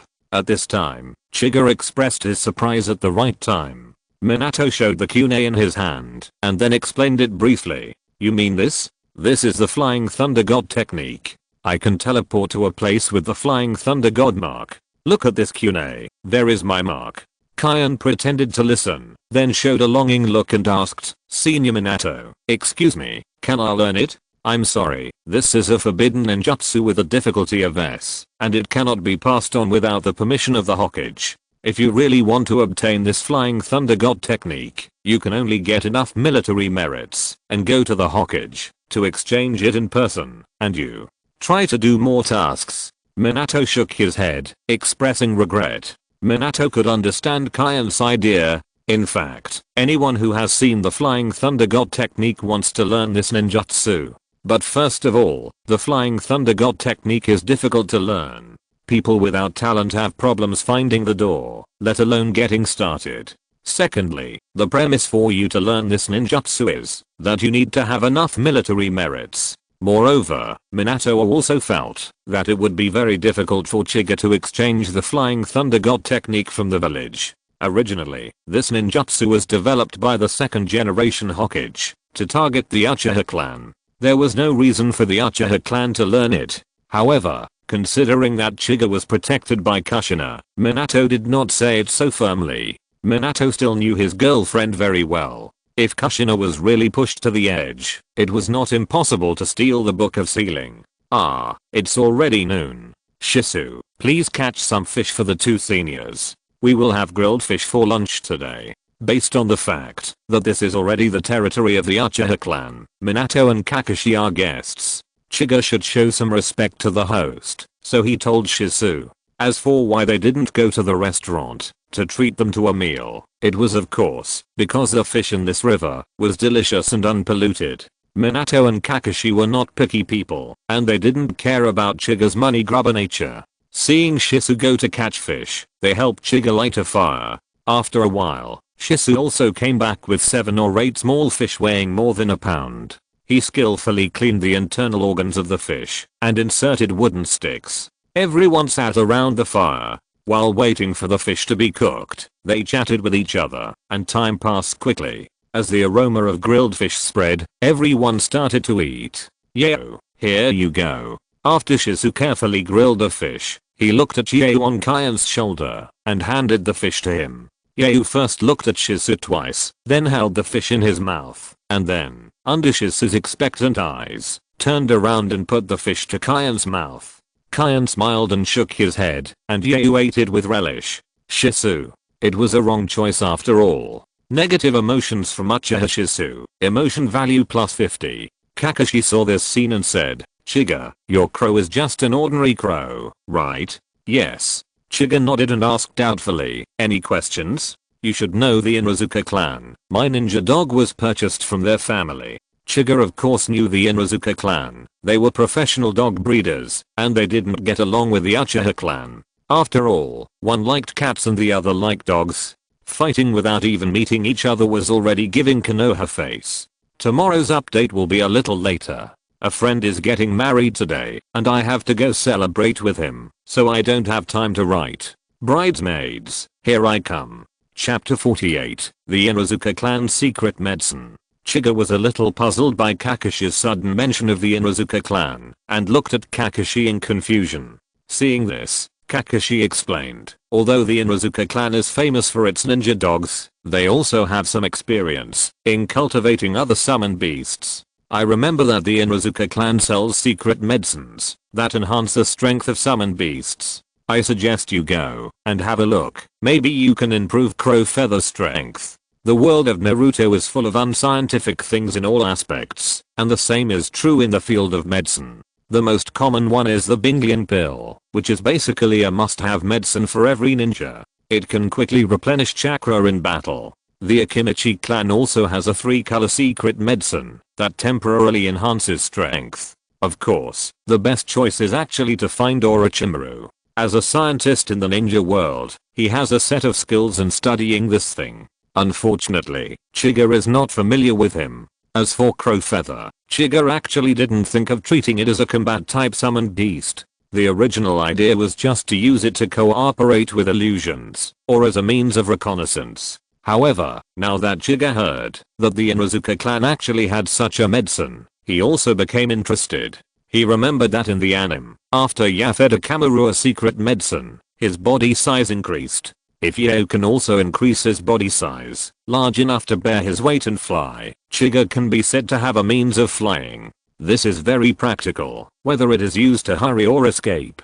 After thinking for a while, Chiga asked, will there be any side effects? No, it is said that the secret medicine of the Inuzuka clan is very mild and basically has no side effects. Kakashi thought for a while, and then said, if you must talk about side effects, it is probably too mild, resulting in low efficacy, and it needs to be taken for a long time. Chiga's face darkened when he heard this. Why does this sound like a sales tactic? Minato didn't have any good suggestions for the topic of summoning beasts between the two. After all, his summoning beast was a toad from Mayaboki Mountain. The toads in that place have their own complete inheritance, not to mention secret medicines, but also fairy arts.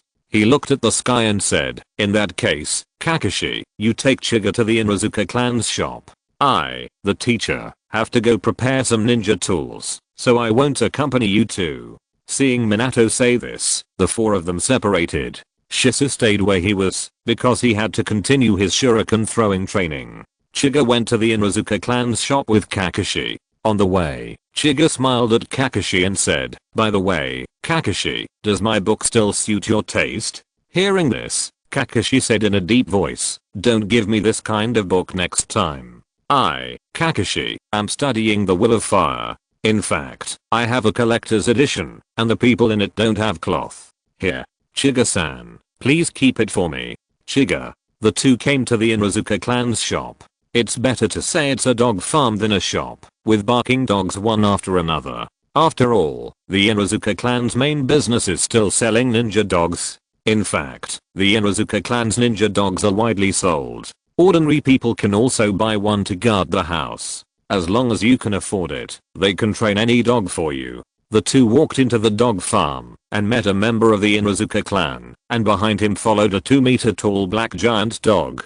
Kakashi stepped forward and shouted, Senior Hisao. When Inuzuka Hisao heard someone calling his name, he turned his head and saw that it was Sasuke Kakashi. He smiled and said, it's Kakashi. Is my puck okay? Kakashi smiled and replied, it has a very keen sense of smell and can find the target quickly. It's very good. Inuzuka Hisao nodded with satisfaction and said, that's good. Since we have tracking ones, how about buying some combat ones? You know, my large dog is also a good partner in battle. not this time. Kakashi shook his head and pointed at Chiga and said, I came here with him. Oh, is this customer in need of buying an injured dog? When he heard Kakashi say that he was introducing a customer, Inuzuka Hisayo's face suddenly lit up. However, when he saw the Uchiha clan emblem on Chiga's clothes, his face suddenly darkened. The big black dog behind him also became ferocious and bared his mouth to look at Chiga. Chiga was stunned, not knowing why. She had been treating customers like gods in front of Kakashi before, but why did she change when she came to him? Hisha. Inuzuka Hisayo called the name of the big black dog. Then Hisha walked to Chiga's side step by step, circled around Chiga, and then relaxed his expression. He said to Inuzuka Hisayo, Hista, this Uchiha brat doesn't have the smell of those stinky cats. Only then did Inuzuka Hisayo smile. Welcome this guest, please ask if you need anything. Chiga's mouth twitched. Your cat-hating attitude can stage a cat-dog war in Konoha village. Hello, Hisayo-senpai, I want to buy some secret medicine to enhance micro. Hearing the word secret medicine, Inuzuka Hisayo's face straightened up slightly, looked up and down at Chiga, and then looked at the crow feather on Chiga's shoulder. Well, although my clan has no experience in raising birds, we can see that this crow is growing very well. Inuzuka Hisayo first praised crow feather, and then said with regret, it's a pity, it's just an ordinary crow. Even if it takes the secret medicine, the effect will not be much better. Seeing Inuzuka Hisayo's regretful look, Chiga thought that the secret medicine of the Inuzuka clan had no effect on crows, and immediately felt sorry. However, Inuzuka Hisayo changed the subject and continued, but my Inuzuka clan has a more advanced secret medicine. As long as you take it for a long time, it will definitely make your crow reach the level of Chunin. It's just the price. Speaking of the latter, Inuzuka Hisayo showed a mercenary look and laughed. Chiga asked, how much? At his age, he couldn't do anything happy, and his consumption of money was not high, so if the price was right, it could improve crow feather's strength, he could accept it. 5,000 taels for 1 month of secret medicine. 2 years to become a genin. 5 years to become a chunin. If you don't reach the required amount, you will get a full refund. Chiga calculated carefully. It would cost 120,000 taels to become a genin in 2 years, which doesn't seem to be very expensive. Give me 3 months supply first, and try the effect. Chiga thought for a while and said, okay. After the deal was done, Inuzuka Hisayo also looked very happy. PS. This book has been recommended this week. Please click to the last page. You need to read the latest follow-up to advance. Please read, please vote, please collect. If you're listening to this novel on a channel other than Fanfic World, it means they downloaded and uploaded it without effort. We cordially invite you to visit our channel, Mundo Fanfic Novelos. There you'll find the original version of this story and you can explore many other novels of various genres. We're waiting for you to immerse yourself in a world of incredible novels. Chapter 49. After completing a deal, Inuzuka Hisayo was in a good mood, and his face became much kinder when he looked at Chiga. By the way, Chiga, since you have a flying summoning beast, why don't you buy a ground-based fighting dog? Before Chiga could refuse, Inuzuka Hisayo had already entered his sales mode. Chiga-san, look at my black demon. As he said that, Inuzuka Hisayo pointed at Black Demon, who was now very cooperative with his master's sales pitch. More than 2 meters tall, it once again showed its ferocious appearance, with a strong body with clear muscle lines, short and coarse black hair, each hair standing upright, as distinct as steel needles, adding a bit of ferocity. Woo woo. The sharp fangs in Black Demon's mouth flashed with cold light, and it let out a low roar at Chiga, and suddenly a murderous intent came over it, and it looked very good. How is it? Very oppressive, right? Of course, Hisha cannot sell it to you, but Hisha happens to have an offspring, and it's an only son, so I will sell it to you. At this time, Hisha's dog face, which was still trying hard to show off himself, suddenly changed, and he cried to Inuzuka Hisayo, Master, no, isn't it said that my only son is prepared for the little master? How can you bear to sell it to the Uchiha clan?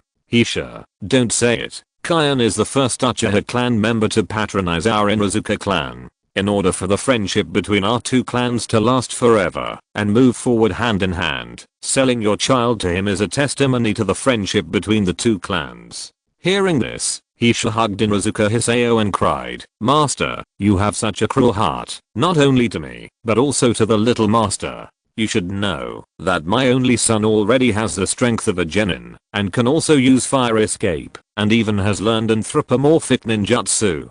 Such a talent will definitely become a powerful helper for the little master in the future." Hearing this, Inuzuka Hisao waved his sleeves and pushed away Hisha, closed his eyes, and gritted his teeth and said, "I have made up my mind, don't say anything more." Watching the two people's full performance, not to mention Chiga, Kakashi's mouth was almost twitching. "How is it, Chiga?" After performing for so long, Inuzuka Hisao also wanted to see if Chiga was interested. "No, thank you, Senior Hisao, I'm short of money at the moment. Let's talk about it next time there is a chance." Although Chiga was a little tempted by Inuzuka Hisao's promotion, but considering that Inuzuka Hisao rejected her as soon as she came in, Chiga had no idea. The Inuzuka clan rejected the Uchiha clan's ninja cats so much. Then I think the Uchiha clan also rejected the Inuzuka clan's ninja dogs. If you buy a ninja dog back, you won't have to fight with the ninja cats every few days.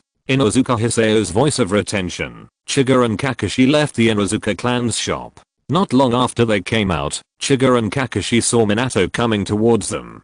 "Chiga, have you finished your business?" Minato asked first, after seeing Chiga and Kakashi. Chiga nodded, and then noticed that there seemed to be something wrong with Minato's face. There was a hint of shyness on his pretty face. In addition, there was a familiar scent on Minato's body, which was the perfume that Kushina liked to use. Chiga immediately understood and asked, "Minato-senpai, did you go to visit Kushina-sensei secretly?" Minato was stunned, and then hurriedly concealed his embarrassment and smiled stiffly. "How is it possible? Kushina is in confinement. There are Anbu guarding the door, and I can't get in." "Really?" Chiga and Kakashi looked at each other, and then squinted at Minato. It is said that there are Anbu monitoring, but under Minato's Flying Thunder God technique, the Sanbu is like a virtual thing. Under the gazes of Chiga and Kakashi, Minato gritted his teeth and changed the subject, saying, "Well, now that you two have dealt with your affairs, and I have already replenished my ninja tools, let's go to the Hokage building to accept the mission now." "Well, Minato-sensei, we really should continue to do the mission. Our bodies are almost rusty after resting in the village for a week." Kakashi immediately agreed after hearing this. The reason why they didn't accept the mission for so long was because they had to wait for Chiga's confinement to end, and now that Chiga had been invited to join the team. So after Minato said that he would continue to accept the mission, Kakashi showed an excited look. Chiga did not refute this, as he had rested longer than Minato and Kakashi. On the way, Chiga asked Minato, "By the way, Senior Minato, you know that I'm very interested in the Flying Thunder God technique.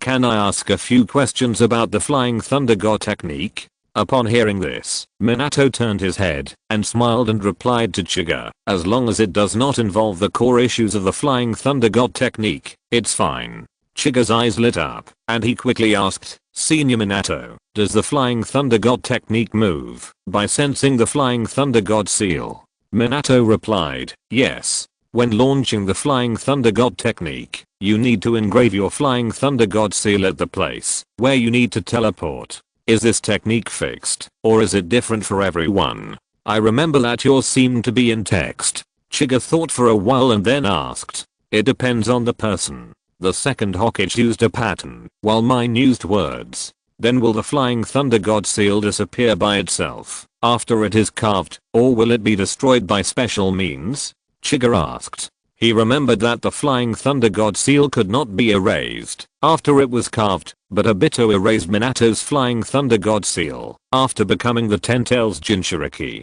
Perhaps if one is strong enough, the mark can be erased. Minato shook his head and replied, "The Flying Thunder God seal cannot be destroyed after it is carved. So Chiga, if you really have the opportunity to learn the Flying Thunder God seal, you must be careful when carving the Flying Thunder God seal, and don't carve it everywhere." At this point, Minato looked at Chiga with a rare serious face. Chiga also nodded solemnly, and then asked, "So where did you carve the Flying Thunder God seal on Kushina, Minato-senpai?" Minato replied, "The buttocks, 10 centimeters below the waist. Negative emotions from Minato Namake's. Emotion value plus 99. Chiga, Kakashi. That's amazing. He didn't break the defense even after this. Senior Minato is worthy of being the famous little son in Konoha village. At this moment, the gentle smile on Minato's face could no longer be maintained, and he said to Chiga anxiously, Chiga, how can you ask such a question? Chiga said with a smirk, can you admit, now that you went to see teacher Kushina before, did you deliberately trick me just to know whether I went to see Kushina? Who told you not to admit it before? I have been with teacher Kushina for more than a month, and I'm very familiar with the smell of her perfume. Minato's eyes were filled with tears. He would not have concealed it earlier. Chapter 50 B-level mission. Chiga looked at Minato's tearful face and did not comfort him. Instead, he asked curiously, Minato-senpai, I'm very curious that Kushina-sensei would agree to let you carve the Flying Thunder God seal. Before Chiga finished speaking, Minato covered his mouth. Okay, Chiga, let's not talk about this issue anymore. It has already involved the core secret of the Flying Thunder God technique. What can he say? Could it be that he carved it on impulse when he couldn't help himself? Kushina was angry with him for a long time because of this. If Kushina knew that he accidentally exposed this secret, he would really be finished. Chiga looked at Minato with contempt. It seems that Minato is not a serious person to be able to carve the Flying Thunder God seal on that part of Kushina-sensei. Yes, how could the disciple who was chosen by the perverted sage Jiraiya from the vast sea of people be an ordinary person? He must have his own extraordinary qualities. Minato couldn't stand the perverted looks from Chiga and Kakashi and said, let's go to the third Hokage to accept the mission.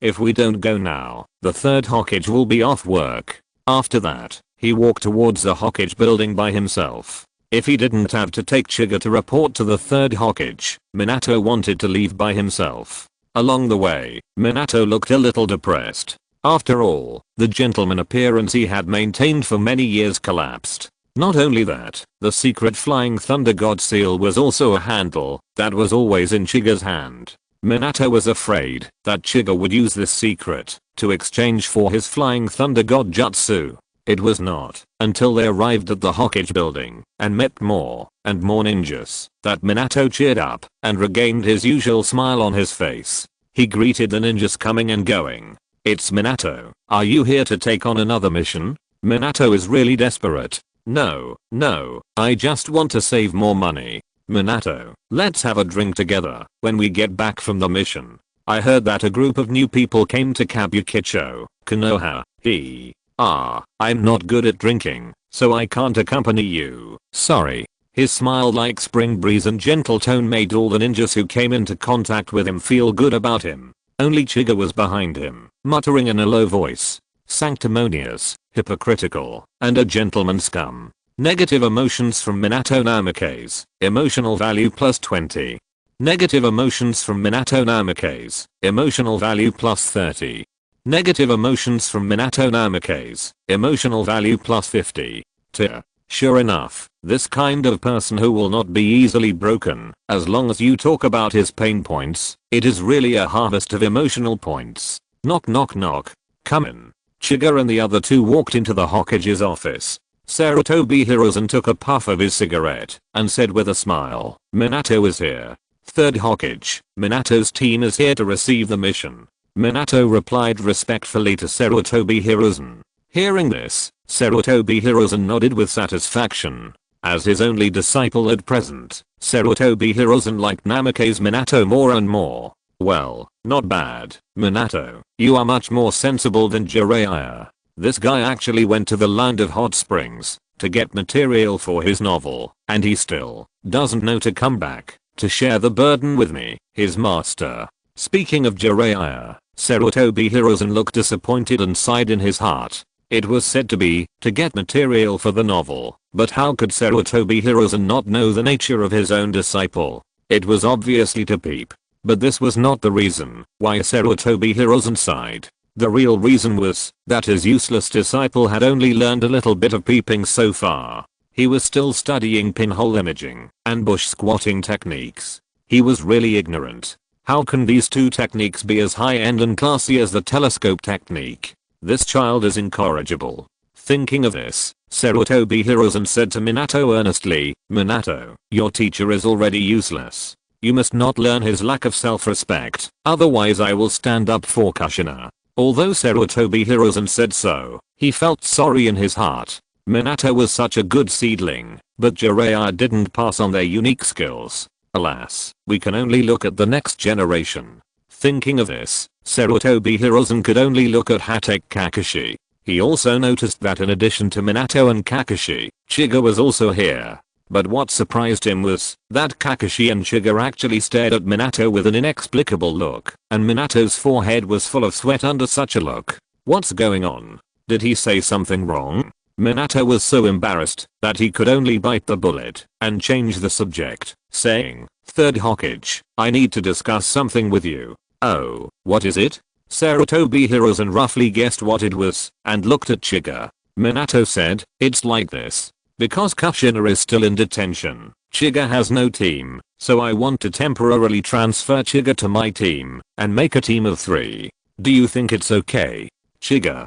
Sarutobi Hiruzen nodded, smiled kindly at Chiga, and then said, no problem, I agree. You will lead Chiga during the time Kushina is in detention. By the way, Minato, what level of mission do you want to take this time?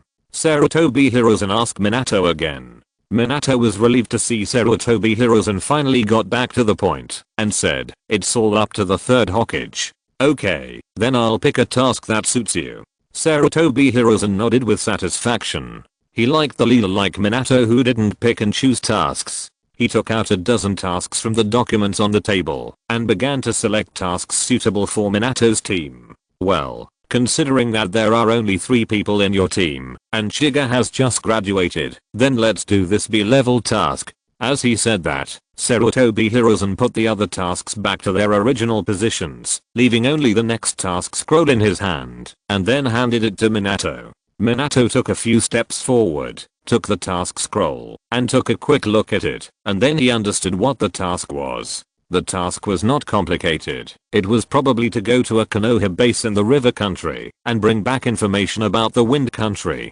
Third Hokage, then this task will be handed over to our Minato team. After Minato roughly understood the requirements of the task, he said to Sarutobi Hiruzen, well, go ahead. We have plenty of time for this mission. You can have a good rest at home tonight and set off tomorrow morning. After seeing Minato accept the mission, Sarutobi Hiruzen waved his hand and let Minato and the others leave first. P.S. Please read, please vote for the monthly ticket, please collect. End of this chapter. Thank you very much for reaching the end. Don't forget to like. Looking for more exclusive content and immediate access? Subscribe to our Patreon. Remember, every like, subscription, or donation encourages us to continue. Thanks to everyone. See you in the next video.